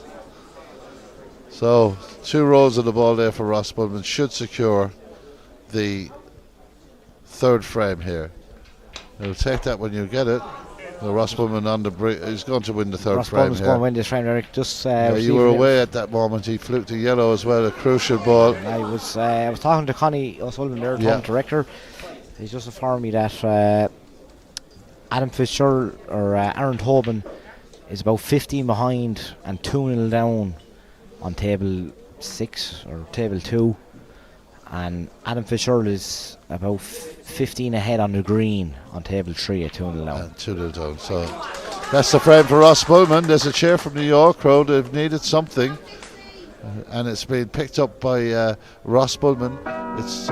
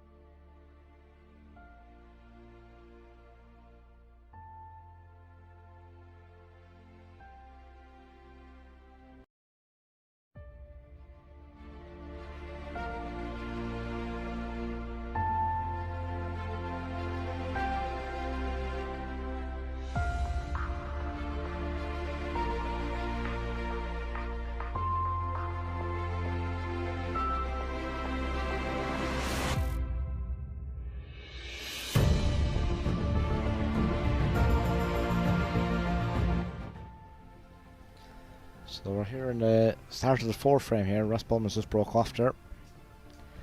And Ray McAllister leads by 2 frames to 1 at the moment in favour of Blackstaff.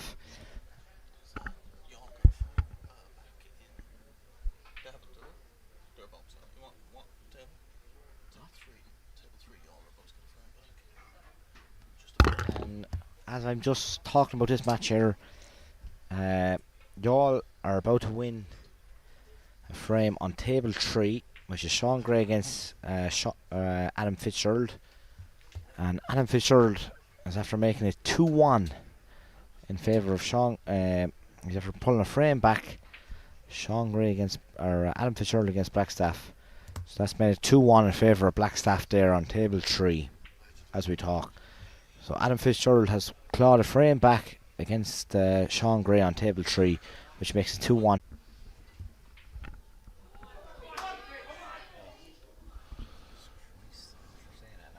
Sorry. No, just a little confusion. It happens. There's so much going on, Stephen. I think it's still 2-0 down Adam Fitz, but he's got a chance to live up to your prophecy. Hopefully so, because they're putting the commentator's curse on him otherwise. Here we go. Let's concentrate on this table.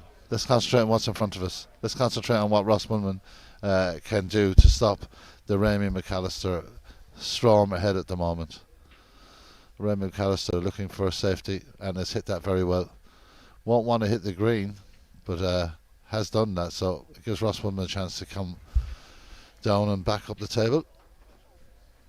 Ross Mulman winning a very important frame in that last frame was very important to make it 2-1, and he's hit this very well. It's important for him though, Derek. It's important for the team. Yeah, absolutely, without a shadow. It keeps him in it. It keeps his team in it. It does indeed. And as we're speaking, there's a load of roars going on there. I think Aaron Tobin, I'm not too sure, but more than likely, judging by the roars, he's pulling a frame back there against Santorini on table 6. So things can turn, and things are starting to turn slightly. There's a massive roar gone up there, and it's just been informed. Yeah, I think so. Sean Gray, and I apologise to everyone listening, Sean Gray is after beating Adam Fitzgerald 3-0. Massive roar has gone up there. I was told that Adam Fitzgerald had won that frame. He actually didn't, and Sean Gray's won that, so it's 1-0 to Blackstaff in matches. 1-0 to Blackstaff in matches.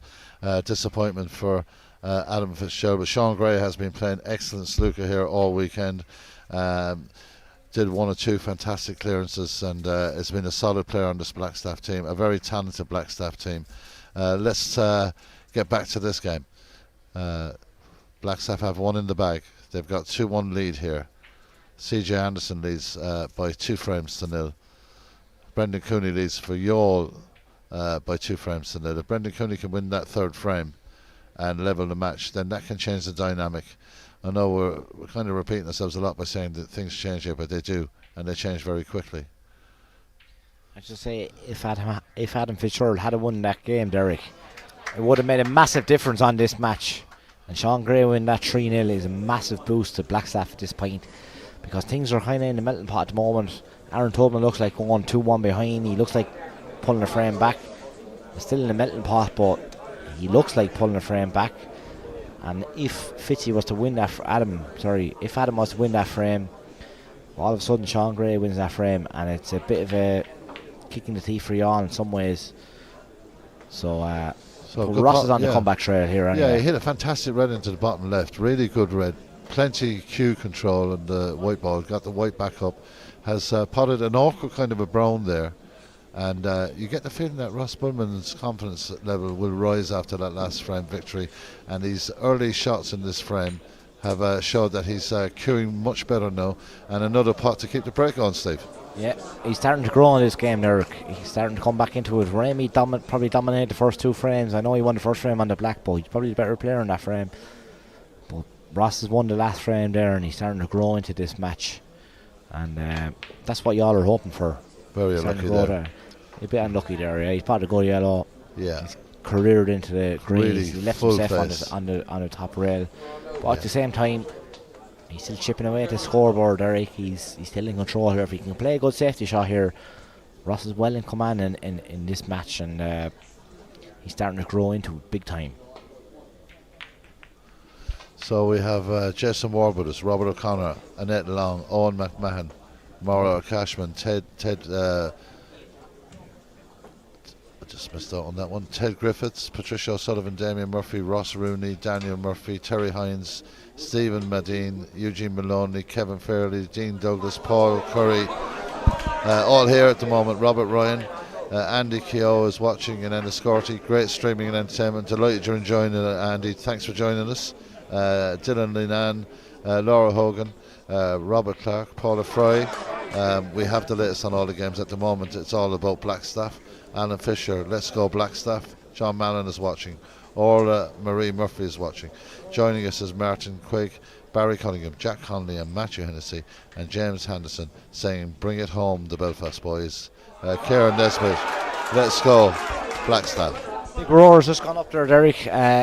Aaron Tobin has just made it 2-1 in his match against Antohini. He's 2-1 behind at the moment. He has to win the frame there to bring back to 2-1. So I know after mentioned this a lot of times, and I know people probably sick of listening to it, but things are starting to turn a small bit. Ross is growing to this game. He's starting to turn the tide here in this match that we're looking at. Aaron is starting to turn the tide over there on table 6, and things are starting to change slightly. Yeah, but have they left it too late? That's the question you always ask yourself in Killarney. Will it come down to one table? It has on many occasions, and then the nerves start to jangle. Ross Pullman suddenly is playing his A game, and as I say that, he just hit that. The commentator's curse on him, He Derek. hit it very, very hard though, into that pocket. He very, very snatched hard. that at the small bit, Derek, and he's left. That was the killer shot there. He's left Remy a great chance here. The pink is open. There's 4 or 5 reds in and around the pink spot there. If Remy can pot, if I was Remy here, I'd probably pot the ball into the left-hand pocket here, come out for the pink. And if he can get on the pink nicely, he's an absolute brilliant opportunity here to make a few points and to kind of stop Ross's momentum.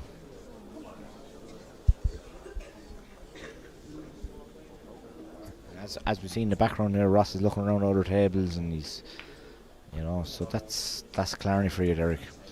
Yeah, it is. It is.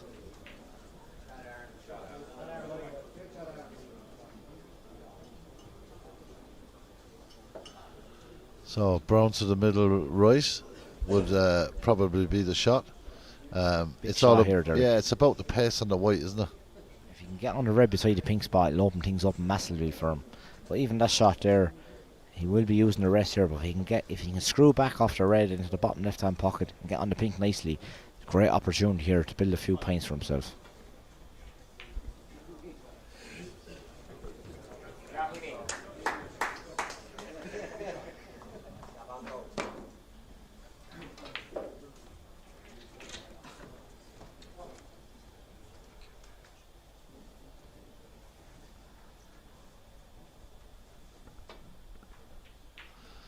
Full stretch, Ramy McAllister.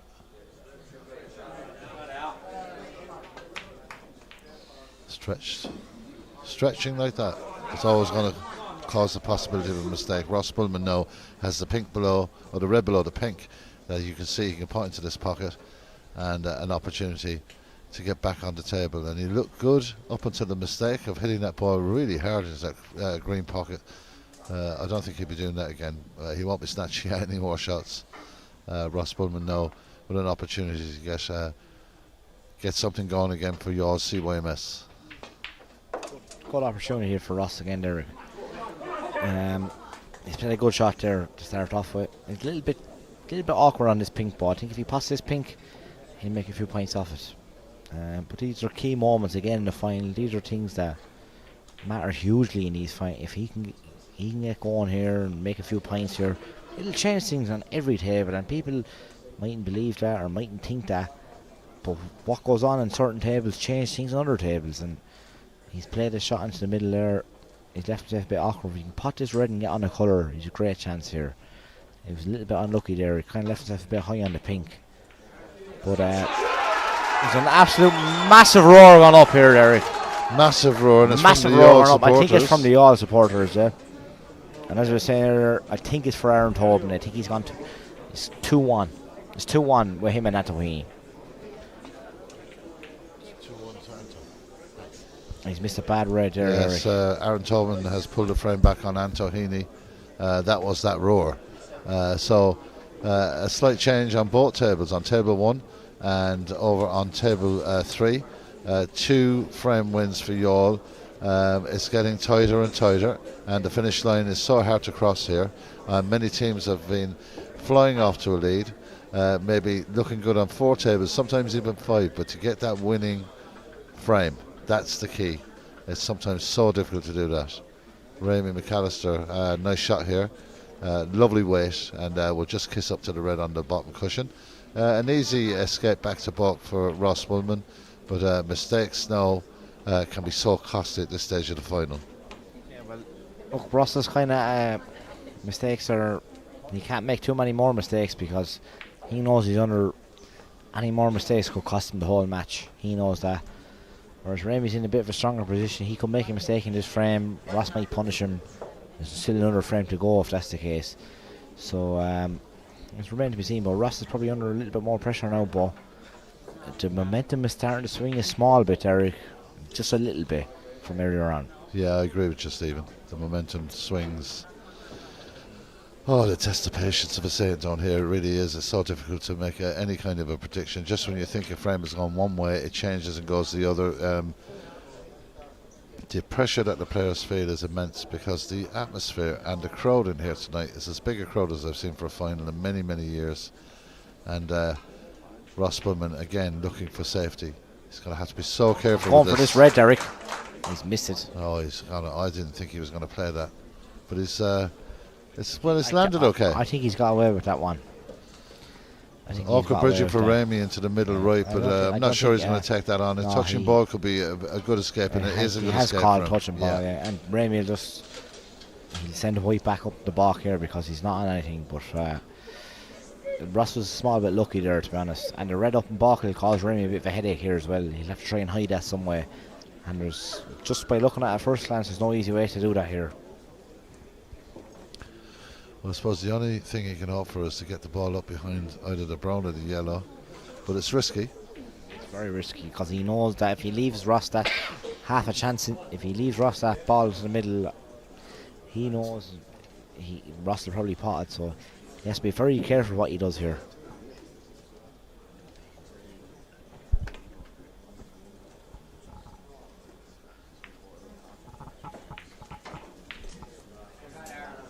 Raimi's played a half decent shot there. He's left Ross a sniff of this red into the middle. He's taking the green off the cushion, but tricky shot for Ross here.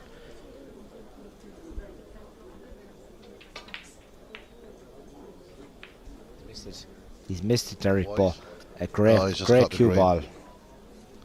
You know, he knew what he was shot not in there. Yeah, he had a plan B there. He had a plan B there, yeah. And it'll just be another safety shot from Raimi here, I'd say. I would imagine both players are enjoying this now, you know. It's getting to the nitty-gritty. It's been a great match, in fairness. Yeah. And pressure's coming on Raimi there. Kind of out of nowhere, Derek, where, you know, we were talking earlier, Blackstaff were up all over the place. All of a sudden, Aaron Tobin's won a frame, and the others starting to come back into it. The pressure will start to grow on Raimi now.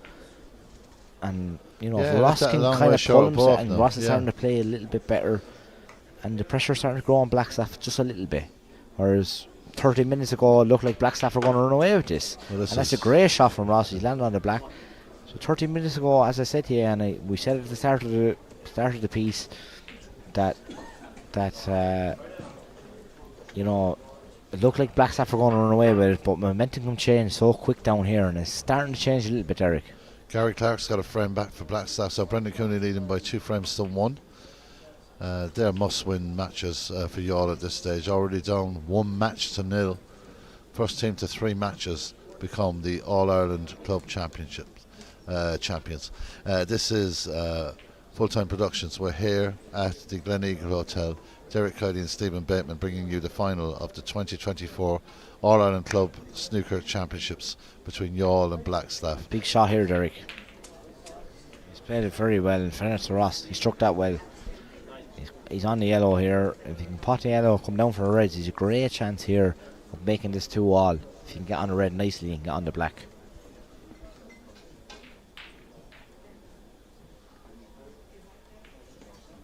Ross is starting to play a lot better here than he did probably in the first 2 frames. He's starting to cue nicely, and these are the things. That ball over the right hand corner here. This is, if he can get on the black here, get himself in. Fancy Ross to make a few points. He's already has 26 point lead.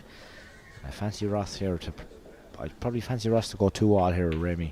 He's played that shot lovely, Derek. Beautiful Absolutely control, perfect. beautiful pace. Absolutely perfect. Ross Bullman looking to claw back another frame here. He's got an opportunity. He's 32 points to 5 in front. These are must-pot balls. You cannot miss these. A lot of pressure, but he's been in front of the cameras a few times. He's done it against. Ross will never miss blacks like that. Yeah, never. I've played him too many times. Yeah. He won't miss blacks like that. But he's been in high-pressure situations before too. A bit of experience goes a long way down here. A little bit of stun on the Reds who put the black into the bottom left. Yeah, he's over here, Derek. Great opportunity. 3 or 4 Reds in the open here. He might even bring the red into play here. Jeez, I got one right. Huh? He didn't take that opportunity to bring that red into play. But he's still absolutely A1 here. He's 35 point lead. Yeah. Things are starting to turn here, small with Derek. Yeah, Ross is starting to cue better. That's what's turned it. Ross Bowman playing much better. So he's got the black back on its spot. Long rests. Possibility. I think he played one right into the middle here, yeah. Derek. Yeah.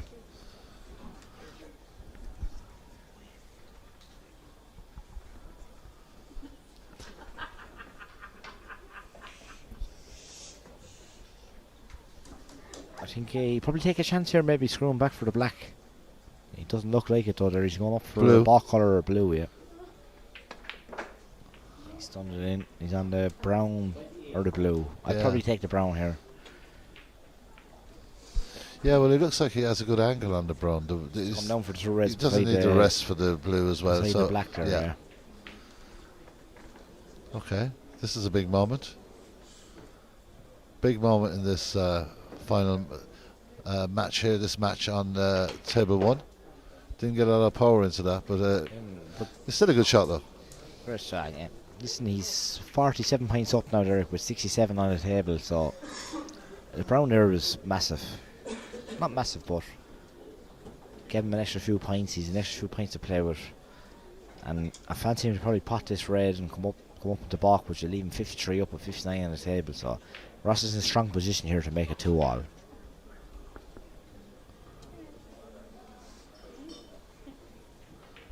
He's played a very good frame here, Derek. In fairness to him, under a lot of pressure. Yeah, things are going against you all and all that. He's played an excellent frame here to bring himself right back into the game. And Remy was playing brilliant before that. Remy had played 2 brilliant frames. Ross won the last frame, and he's after playing an excellent frame here. He hasn't given Remy a sniff in this frame, and he's looking like bringing you all right back into this match at the moment. Another great shot from Ross. These points are vital now. He's just knocking points off. He's extending his lead. You know, we're getting close to the stage where he might be playing frame ball, but this is a tight cut, very, very tight. Can't really force this very hard. Will he go up the table? I think he'd be putting a colour on a cushion here. Yeah. Yellow. He put it onto the cushion. There's a 48 point lead with that's true. 59 left. It's a clever shot from Ross. Well, you know, it's a great shot from Ross. He knows what he's doing. He's very experienced. He's after playing an absolute brilliant frame here in fairness to him. And you know, he was 2-0 down to Remy under a lot of pressure, and he's after turning this game on his head in fairness to him. He's growing in the game every shot, and he's after coming back right into this game, and he's done very well. Remy, as we speak, Derek, Remy's played a poor one there, and he's left Ross another opportunity to finish off this frame and make it 2-all. Big welcome along to Richie Toll, Nicky McLeod, John A. Nesbitt, David Daly, Jake McMahon. The all roar is up, and the game could be turning. Could be right. John Tobin is watching. Ross Woodman gets a beautiful shot and ends up on the black. Brilliant shot, Derek. Brilliant shot. Brilliant shot. He's perfect on the black here. John A. Nesbitt, come on, lads. Maria Ennis, Huey O'Donnell, Suzanne Points, McAllister, Jordan is watching. Joe Hare, Ian Pickford, Con Pearce, Thomas Keogh, Martin Wilson, Dave Cole, Mark Ahern and Andrew Jack Jenkins are watching. Welcome along everybody. Ray Lynch is watching. Paula Fry, come on Clarkey. Big win for Clarkey if he can pull something back against Brendan Cooney, who led by 2, but it's now 2-1. Paul Ennis is watching, Chris Collins, Kevin O'Riordan, Liam Clossy, Josh Fitzgerald. You're all welcome along.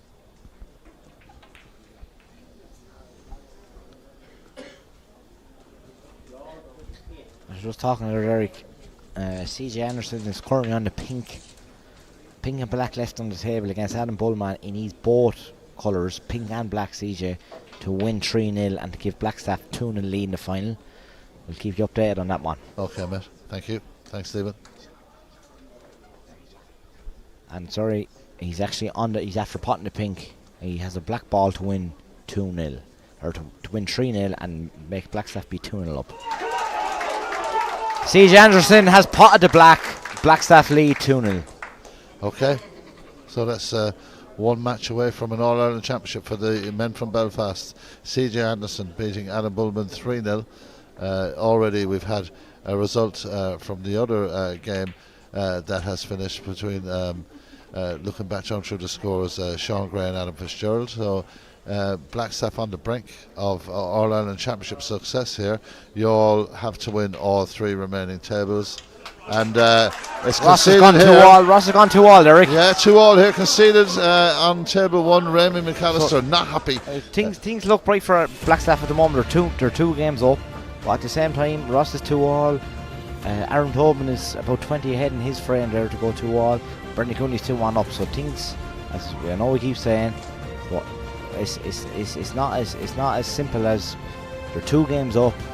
But on the other games, they're very nip and tuck, and things can happen here. Okay, Anto Heaney on the far side of the Snooker arena at the moment, Eric.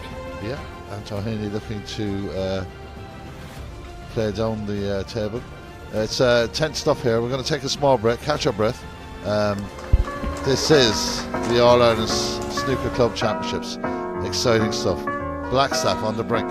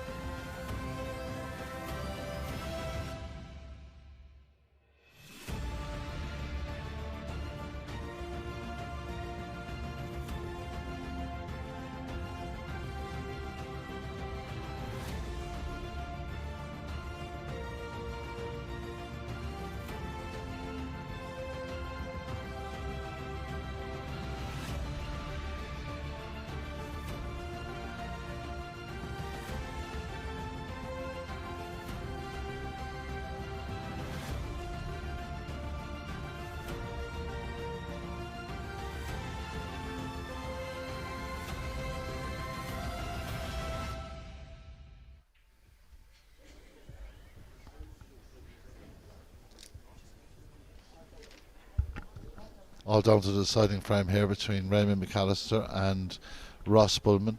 Ramey led by 2 frames to 0. Ross Bullman has now brought it back to the deciding frame. If I was a betting man, I'd be putting my money on Ross Bullman. Momentum has swung his way. He's playing a lot better too. Raymond McAllister outstanding in the opening 2 frames. Ross Bullman just that bit stronger in the last 2 frames. So, you know, the momentum must be with Ross Bullman. The momentum's with Ross there, Derek. Fairness. He's done well to get back into this match. After looking at the first 2 frames, you know, you would probably would have backed Ramey, but Ross has found a way to get back into this match, and he's keeping you all alive here at the moment. Without a shadow of a doubt. Without a shadow of a doubt. Here we go. This is hold on to your seats time. Remy McAllister will have not enjoyed the last 2 frames, that's for sure, after starting so strongly. Getting over the finish line isn't always that easy. Behind him on the back table you can see Anto Heaney, his teammate, looking to use the rest on a shot there. He's playing against Aaron Tobin. He leads by 2 frames to 1. If these go to 2-2s, all these frames, then we're really in for an exciting end to this All-Ireland Snooker Club Championship.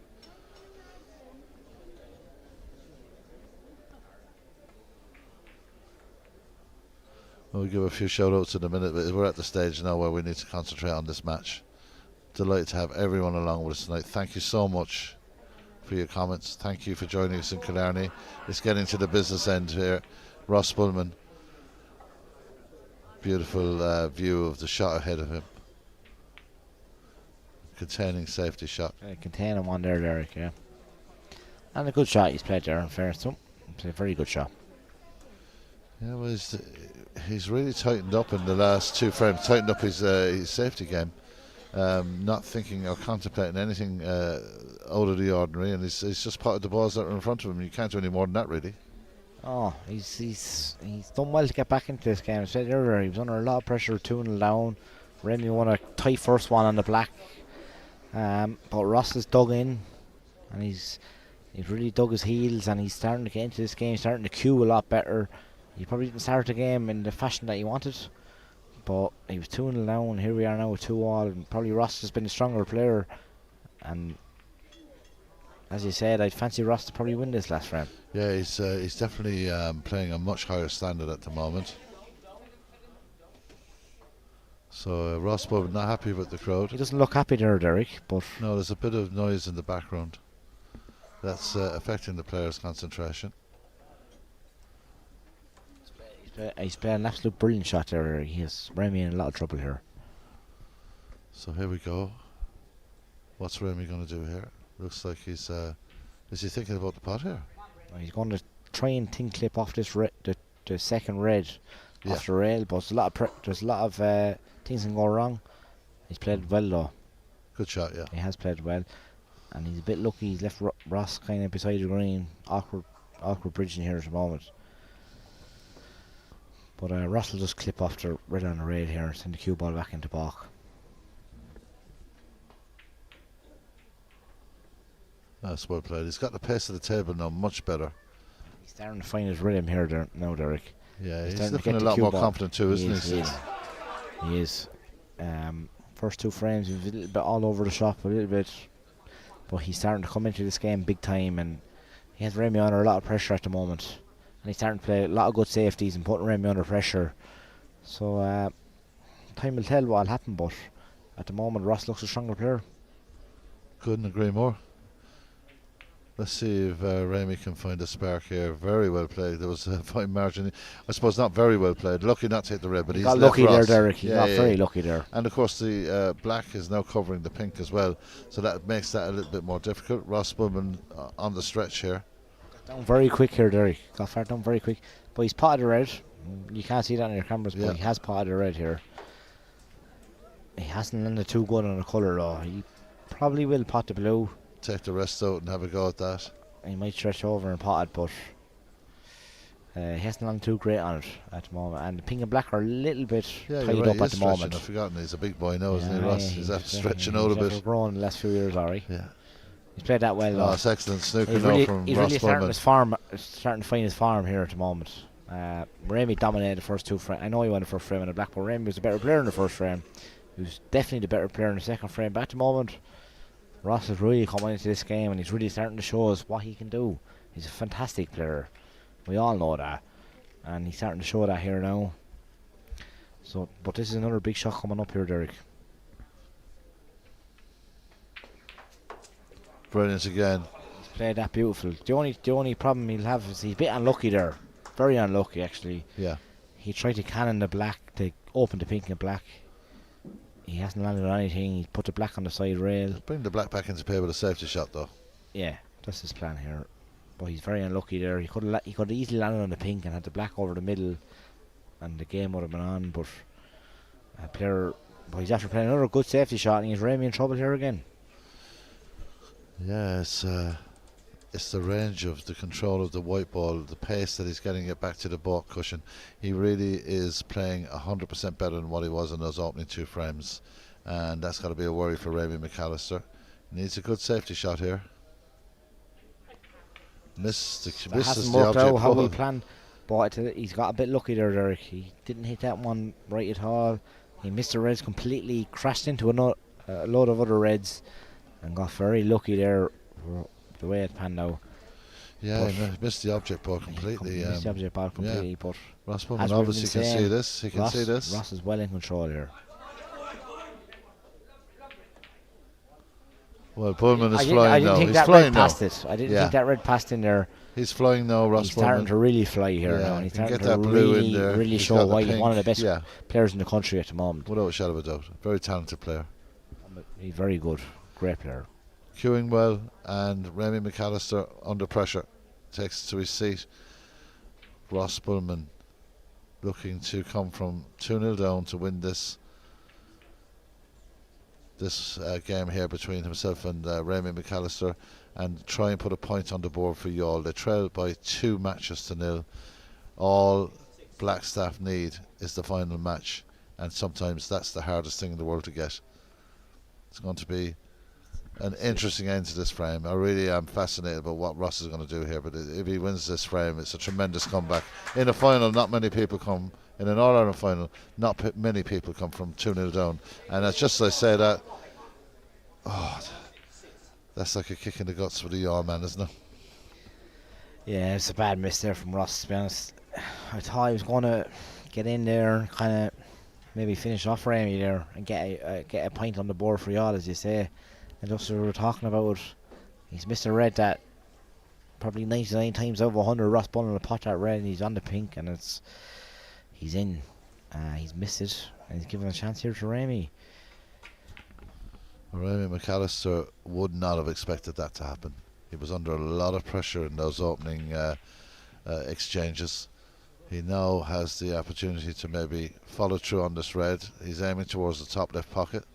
One thing he knows, the white will follow it up the table. And that's a beautiful shot. Great shot, Derek. That's a great shot. Beautiful shot from Ramey McAllister. Now, the opportunity is there for the Blackstaff man. And for sure, a chance to send the cup back up to the Falls Road. The Blackstaff captain now in control of his own destiny and in control of this competition. He's in control big time here, Derek, at the moment as we speak. Ross only is 13 points ahead, or 12 points ahead at the moment, but 5 or 6 reds in the open here. The black is in the open, the pink is in the open. So I expect Ramey to score a few points here and put Ross under a lot of pressure. A little bit of check side on that. That's okay. I think this could be a pivotal moment in the 2024 All-Ireland Club Championships. I really do. I think this is the moment. Sure. As we said earlier, the momentum was starting to swing in Youghals' favour. But as we're sitting here now watching this, Ramey McAllister's playing an absolute perfect shot there. He couldn't have placed the cue ball better with his hand. The only thing is he's using the rest, but I fancy him to pot this, get on the pink, and all the balls are there for him to be well in command in this match against Ross, and that will leave Blackstaff well in command of the match overall. Yeah, he's playing to win the All-Ireland Championship. That's what he's doing. Already 2 matches on the board for Blackstaff. Ramey McAllister was pretty methodical in his game in the semi-final. Took his time, took his balls when they were there in front of him, and now he's in control of the white ball, and this is looking ominous for your CYMS. It's Ramey McAllister is in control of the destiny of his club, for his team, for his community. Things that are weighing down heavily on every player that plays here, but this is a huge opportunity for Blackstaff. It's a massive opportunity for Blackstaff, Derek, as you say, but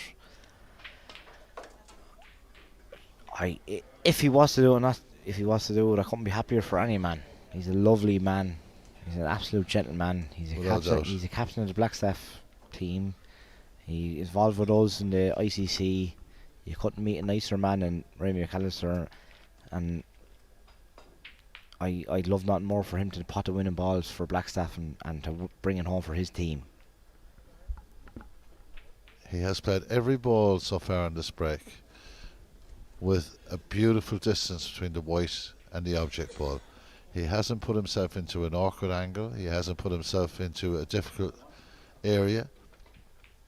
He's had simple shots all the way, and that's down to very good positional play.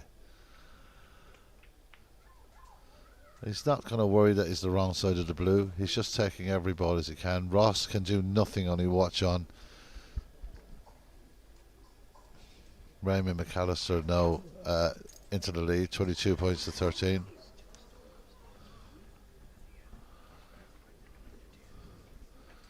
And just as we're talking there, Derek, after receiving information that Gary Clark needs 2 snookers against Brendan Cooney. Brendan Cooney leads 2-1, so that'll give a match to y'all if that was to finish. Gary Clark needs 2 snookers on yellow against Brendan Cooney. Okay, Brendan Cooney in control of that frame.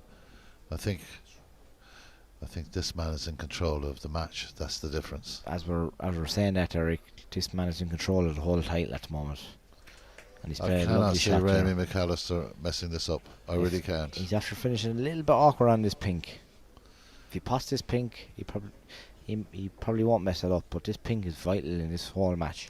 One thing's for sure and certain: this will go in at a nice pace. He won't be hitting it too hard.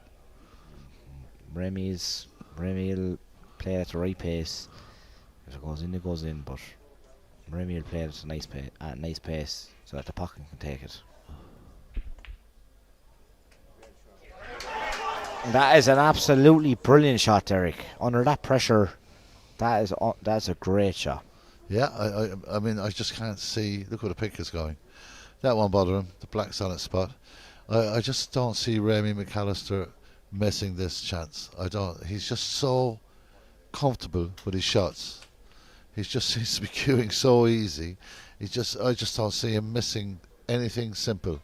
And the key to success in Killarney is pot the simple shots.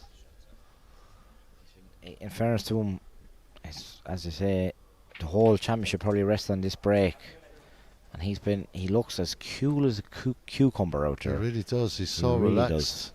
He's so relaxed. His stroke is relaxed.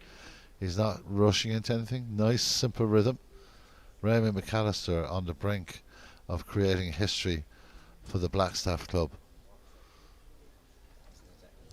Just hit that a little below the blue. He's got a 30-point lead. It's the last time he went into balk off a situation like this. He crashed into a balk colour.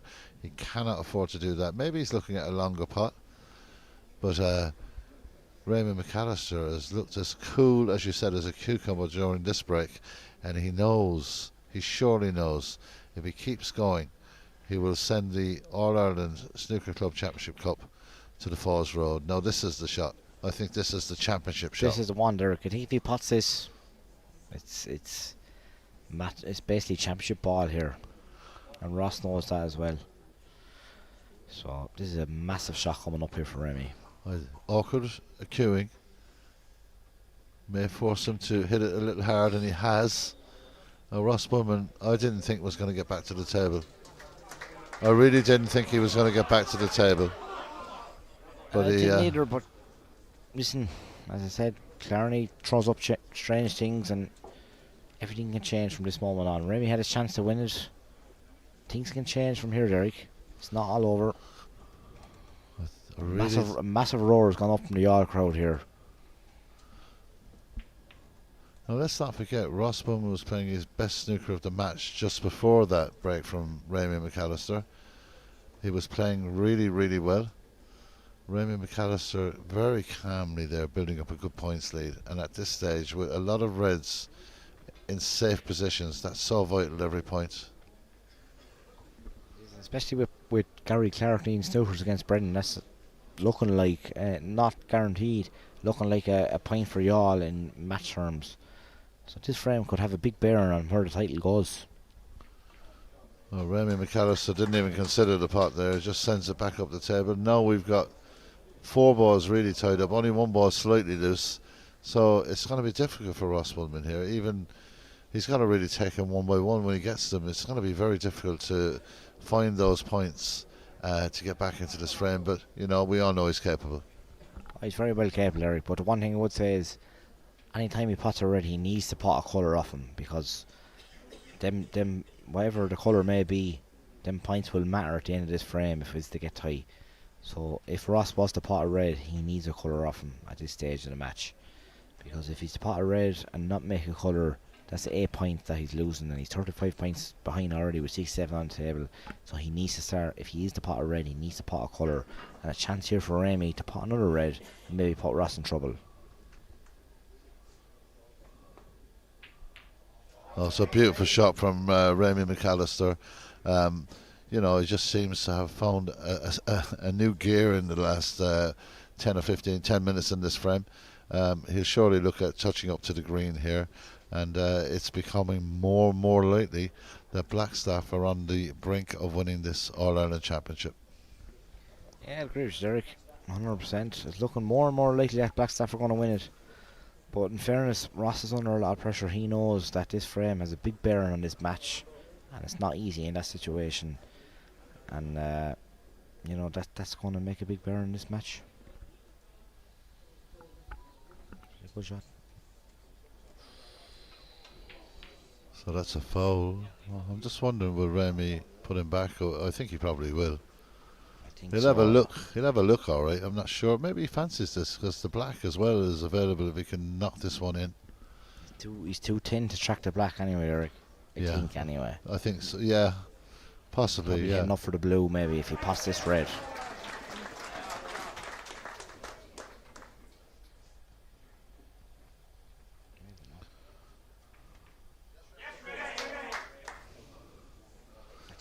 I think if I was in Raym's position there, I probably would have shown Ross Wildman back.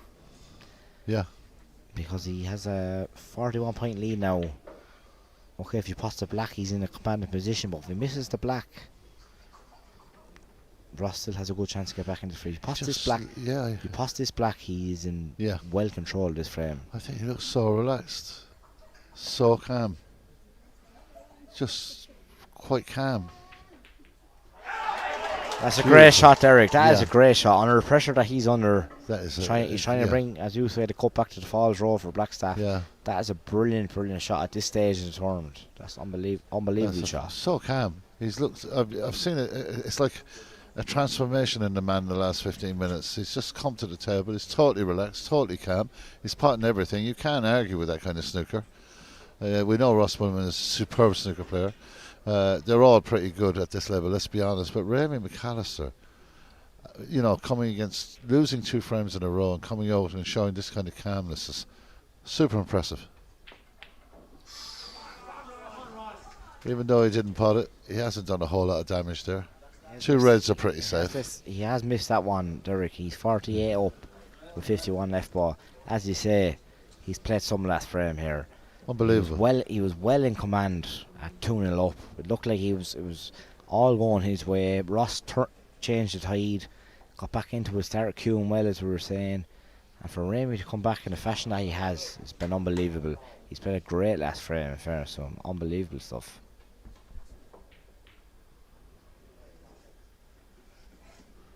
So let's see what Ross has in mind here. He's just trying to get these balls off the cushion. At least that's a start. It really is. It really is. It really is a tough situation. Remy McAllister, can you think you can see that red on the left? I'm not too sure there. I probably can. No, obviously he can't. Yeah. He's going to probably chip this red here beside the brown spot onto the left-hand rail here. Try and make it even more difficult for us than it already is with a 48 point lead. Tournament director Connie O'Sullivan. Yeah, he's got the microphone ready. He's watching the last moments of this final. Mr. Snooker. That's who he is. Mr. Snooker. What a legend that man is. Eric, I just An absolute legend. That man is keeping Irish snooker alive for years. And half the people that are playing snooker won't be playing snooker only for him, and he's an absolute credit to Irish snooker, to everyone. He makes this event happen, and all the best players in the country, all they want to do is come down here and play snooker, and it's absolutely unbelievable. So Connie O'Sullivan, in my eyes, an absolute legend. And long may this tournament continue. Yeah, I'm lucky to call Connie O'Sullivan a very good friend of mine. He's a genius. When it comes to events, organisation, in particular snooker, the guy is unmatched. I've never seen anyone as good. And here we go. Remy will match ball here, this Derek. One, match like ball. This one. I'd love this one. You know, when he's so calm at the moment. He's after playing an unbelievable after. I fancy him for this one, Derek. Nope. No, he's kind of let me down there small, but he can't hit that one too well. But the red has travelled. He's not happy.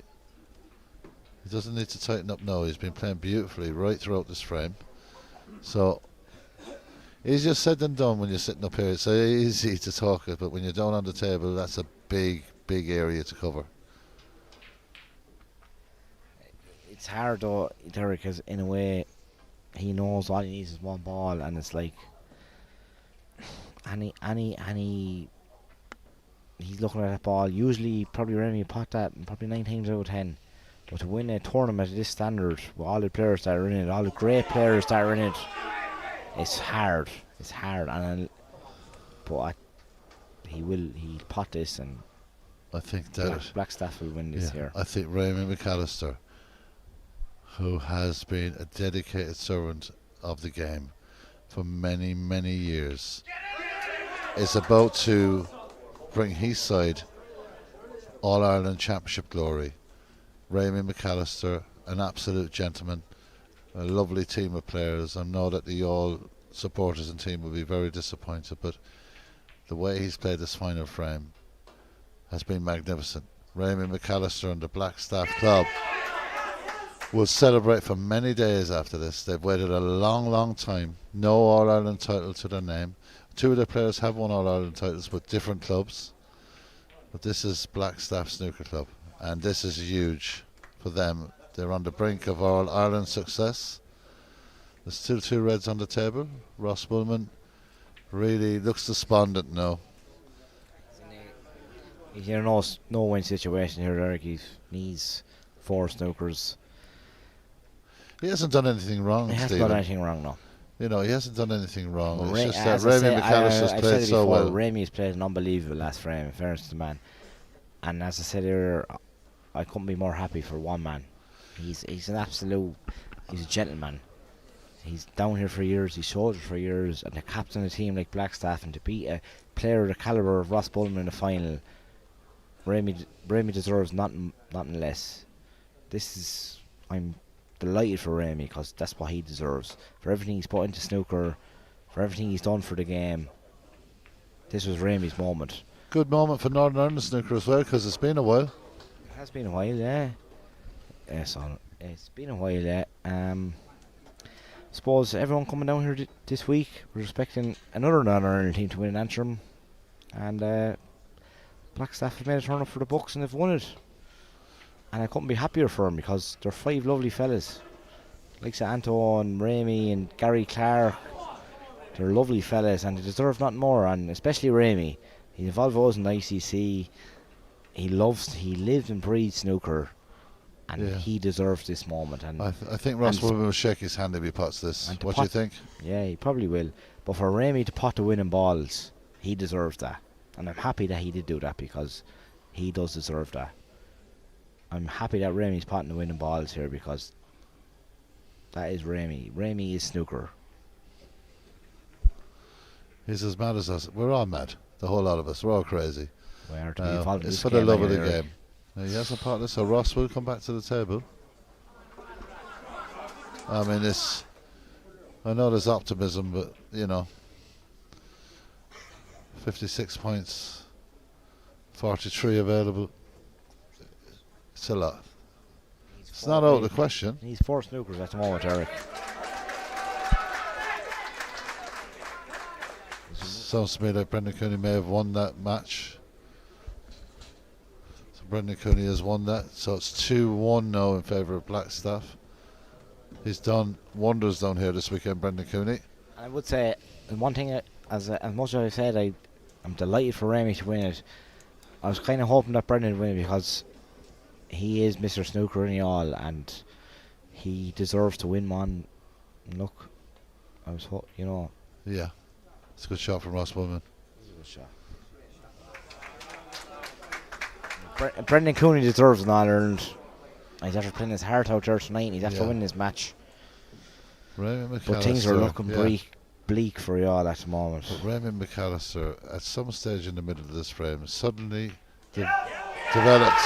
That red has gone in, Derek. There's a fist pump from Ramy. It's all over. Raymond McAllister. Blackstaff are after winning the All-Ireland. Yeah. And I'm delighted that he has, as I said before, if he's going to get no one deserves it more, Derek, and you know that as much as I do. Raymond McAllister will might play just back up for safety again. I think Ross will shake his hand. I'll be very surprised if he doesn't. That's it, Derek. It's been a great final. Yeah, absolutely. Blackstaff are All-Ireland champions. It's going to Belfast. Raymond McAllister, the captain, has sent the Blackstaff team over the line here. What a performance all week from the Blackstaff lads. You've got to feel sorry for the Yaw lads, and you've been in 2 losing finals yourself. It's not nice, but let's not talk about that. Let's talk about the men in the red waistcoats. Blackstaff, Anto Heaney, another guy. I'm really so happy for him. He's congratulated by Brendan Cooney. It's been a marvellous final. It could have went either way. It's been a fantastic tournament. It flew past, didn't it? It did way too quick, Derek. Yeah, way too quick. It went fast. Let's not forget the B section tomorrow continues all day, and that's their All Ireland. Let's not forget about that. It's a big day for them players as well. 100%. That's their day. But we're here at the moment for the Premier section, and I came down here last Saturday for watched Munster's group stages, and I watched the final, and that feels like 10 minutes ago. The whole week has flew since I've been down here. It's been absolutely brilliant. If someone had said to me before the week started that Blackstaff were going to win it, I probably wouldn't have picked them out of a group, to be honest with you. But they're a strong team. They're very strong. I knew they were strong from the start, and they have 5 great players, and they deserve to win it. Okay. And I'm delighted for Remy and Gary and everyone else, and CJ. Okay, that's the end of our night together, Stephen. I've enjoyed your company, mate. It's been really brilliant. So thank you so much. It's the end of the 2024 Premier section in the All-Ireland Snooker Club Championships. It's Blackstaff 3, Youghal CYMS 1. Ramy McAllister has brought his team glory to Belfast, and couldn't happen to a nicer guy. Anto Heaney as well, a very good friend of mine. Delighted for him, a genuine all sort. Stephen, last few comments or last words before we wrap it up? Look, it's been a brilliant year. Not for me personally, but for the tournament. It's been absolutely fantastic. The new lights that Connie's brought in have been unbelievable. And he's always making changes to this tournament. And that man, as I said earlier, what he does for Irish Snooker is no one else will do it. He is a credit to Irish Snooker, and I think he has made Irish Snooker in a way. And I'm delighted for Blackstaff because of Ramy and because of Anto. As you say, we're involved with an ICC. Delighted for them. Unlucky to you all.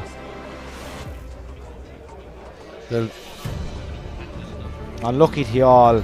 You're unlucky, especially be friendly with Ross. Be friendly with. We grew up with all the all lads.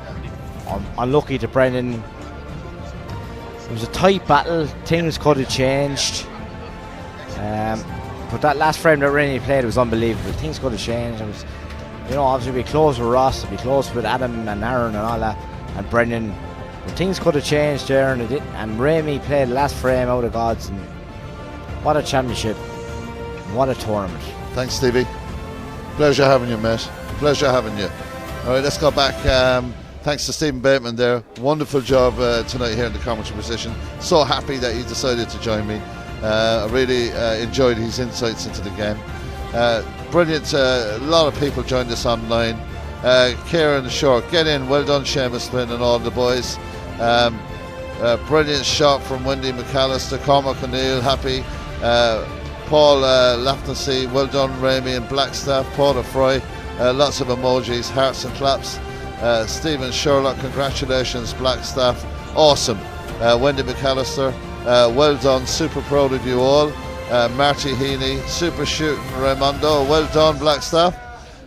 We're going to get ready for the presentation now, so thanks to everyone. If I didn't get you, I apologise, but let me just say that the 2024 champions are Blackstaff from Belfast, the Falls Road. They've defeated your CYMS by 3 matches to 1. It's time for me to say goodnight and to hand over to Connie O'Sullivan.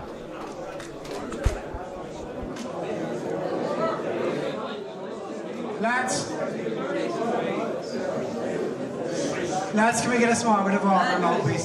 Thanks.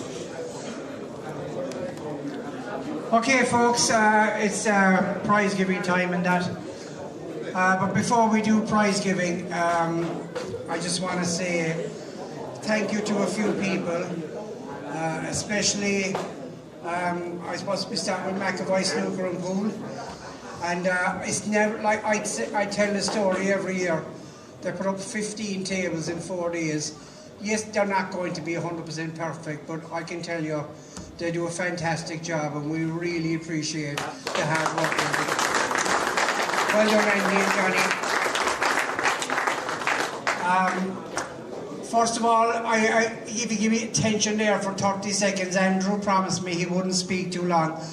This is a representative from the Gleneagle Hotel. This tournament goes back to around 1990, I believe. And every year, the Gleneagle Hotel, if we're short money, they just find the shortfall. They've been amazing hosts of this event down through the years, and they have no intention of ever seeing anything happen to it. And it's so golden that we can leave here today, and we know we're back here next January. It doesn't matter what the hotel are offered for some other event. This is snooker time. And there's an awful lot of credit due to the O'Donoghue family, and I'd ask Andrew to say a few words on their behalf.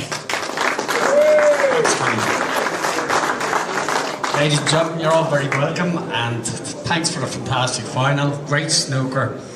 Can't believe there was breaks of 120, 111, and a magnificent 130. I mean, it's just mesmerising. It tells you what the passion is that you all have for the game, and I applaud that. I do want to thank the referees, especially. Fabulous job they do. Joe McGonnell, who looks after all the guys. Derek Kiley, our brilliant social media. Also, full production streaming that are here this year, which are doing a great job. It's great to see that out on social media.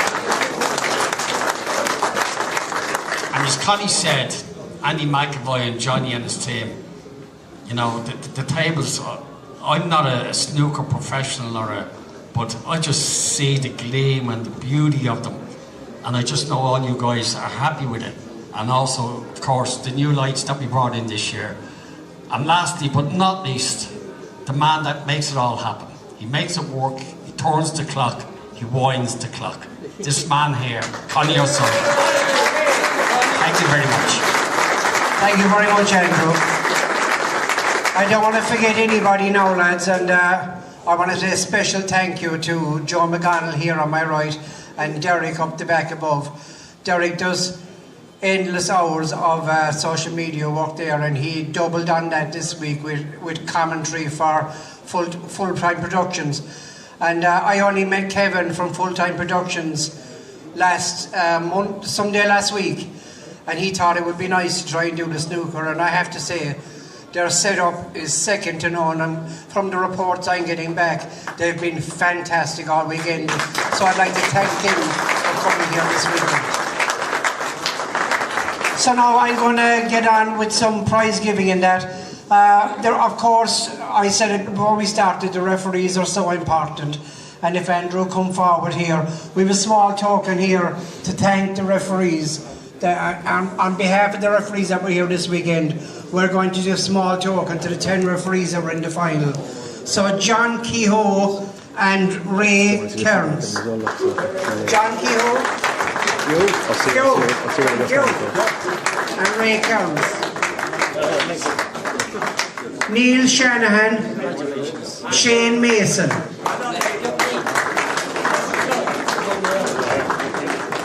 Stephen Foster, Tommy McRae.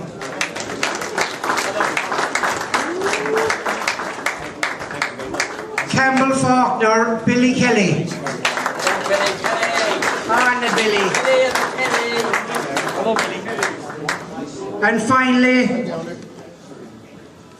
the best referee in Cork, no, he's the only referee in Cork, but Maurice Walsh and Martin Kelly.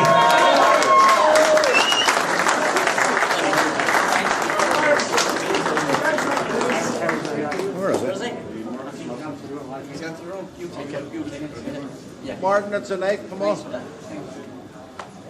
Now we're going to do some prize giving here for the beaten semi-finalists, lads. And Roadstone A were one beaten semi-finalist. Can I have a rep? Paul McGrain, is it? Captain of Roadstone.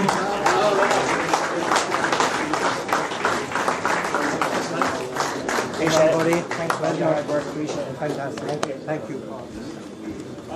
And I'm delighted to say Derry O'Sullivan from the Q Club. How are you, Derry? Oh. Thank you. Well done. Thank you.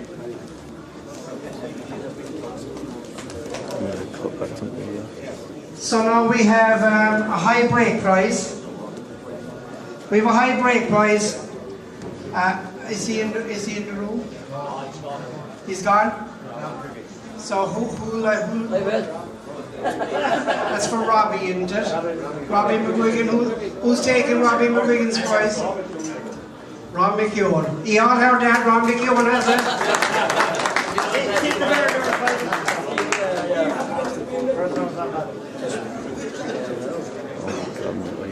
So now, lads, we get to the runners up tonight.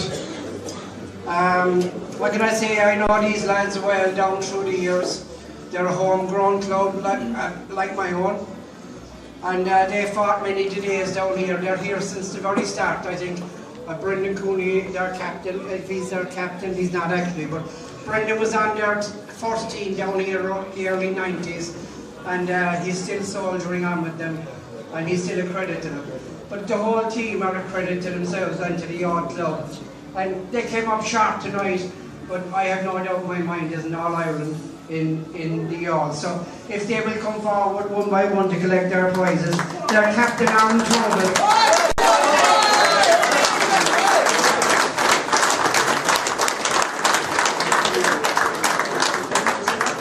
Ross Pullman.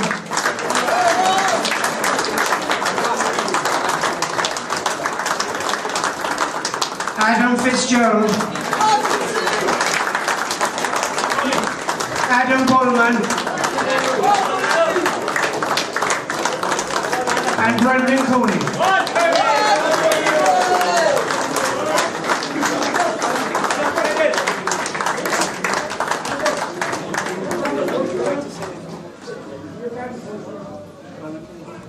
Conor Kennedy.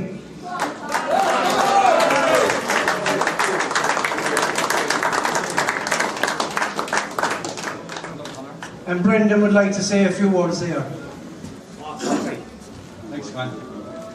First of all, just thank everybody who's associated with the competition, particularly for the last 2 weekends, all the referees, people looking after the tables, the staff at the hotel, the owners of the hotel, everybody in social media. Just thanks to everybody, because it certainly does highlight our sport. It probably isn't highlighted enough, but this is one opportunity where people, on social media, like Simon and Derek, certainly highlight our sport, and that's fantastic. With regards to the tournament itself, and obviously tonight's the big disappointment for us, there's no point in saying otherwise.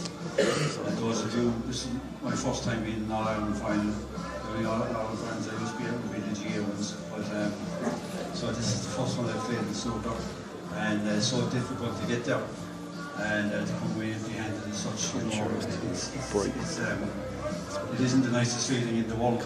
Saying all that, there's a great feeling of pride for my own lads going on the red side of the town, in a small club of 4 tables. They have a tremendous commitment to our club. The group we have down here with us, our supporters, our own members, our players who played and the other two teams in the Munsters.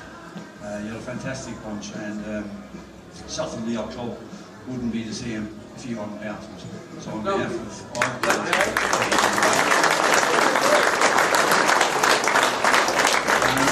the black staff, obviously, my sincere congratulations, lads. Deserved winners, no doubt about it. I've had the good fortune to know Anto and Remy for a good few years, and two lads I would hold in the highest of esteem. And they say that you know people by the friends that they keep, the company that they keep. So I'm quite sure the three lads would be of the same standard in etiquette and in character as Anto and Remy. And to those two in particular, if the other three lads don't mind, I'm delighted to know Remy hasn't had an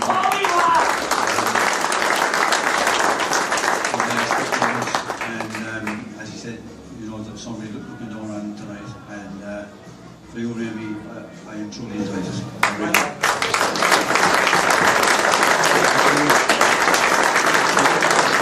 Congratulations, Backstaff. Thanks to the man on my right. I've known him 87 is the first year I came down. So, and I've known this since I think the year before that, 86. And you still continue to run the tournament, and always to the best of your ability. And there's no tournament like it. There's no sporting occasions come and go, but this one will always be there. So I want to thank you very much indeed. And your own ways, thanks.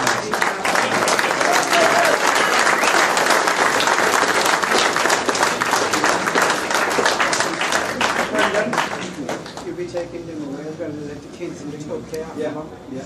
And there's boxes for them over here afterwards, alright? Okay, folks, so now I'm going to call on the winning captain, Remy McAllister, to come forward and collect the All-Ireland trophy.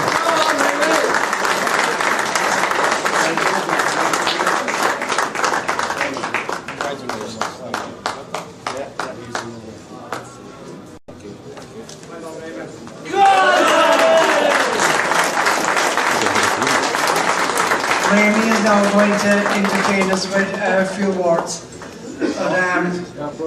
So here it is. Thank you, Conor. It's dodgy giving me a mic, guys. I break in the Garth Brooks, we could be here all night.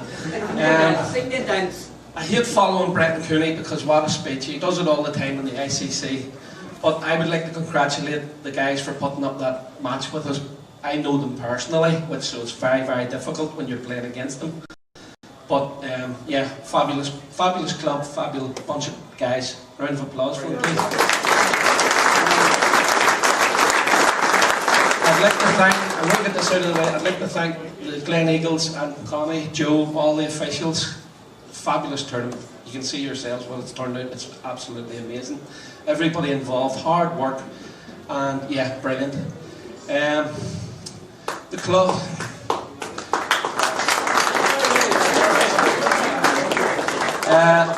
Blackstaff Club, what a club. All the boys in there cheering us, and we could hear them in the background, and it just gives you that wee bit of boost, you know, to win the title. Like. So it's not just us as a team that's won it, it's the club as well, and everybody involved in the club.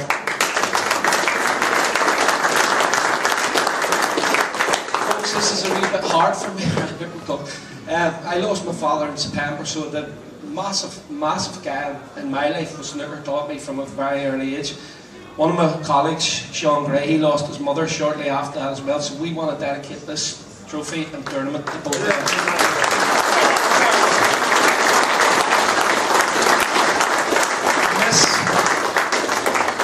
This leaves me to the last bit. See the four guys standing there? Just them boys there. I struggled from the start of the tournament, and I mean I struggled. Not one of them told me I wasn't part of that team. They gave me that lift to come out and do what I could do there the night. And you know, boys, you know, All Ireland champions.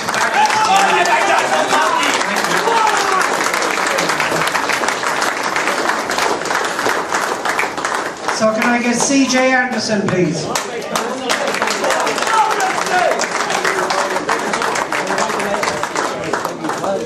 Gary Clark.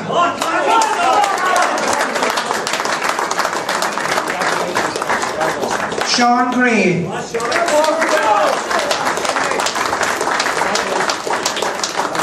And Aldo Healy.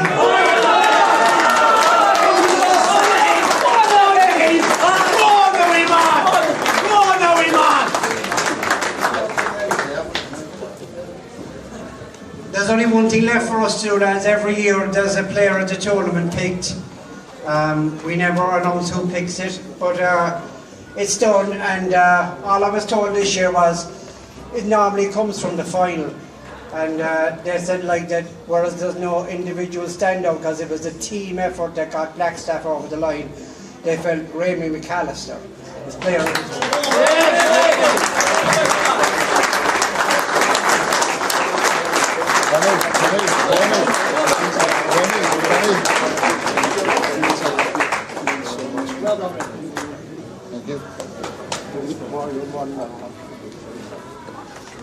Lads, I've very little more to say. I think the best thing about this tournament this weekend is when there was 8 teams left, nobody knew who was going to win the tournament. Every single one of them 8 teams could win this tournament. And there's some teams went out in the last 16. Like Kilkenny Shed, for example. What could have won this tournament? It's getting more and more competitive every year, and that's fantastic news. You don't want where 1 or 2 teams are coming down here and it's going to be us. Now there's 8, 10, 12 teams coming here and they can win. And that's what's going to make this more and more special every year. So I look forward. Hopefully I'll see a lot of you before next year. But at the very worst, I'll see you all back here in Beauty Zone this time.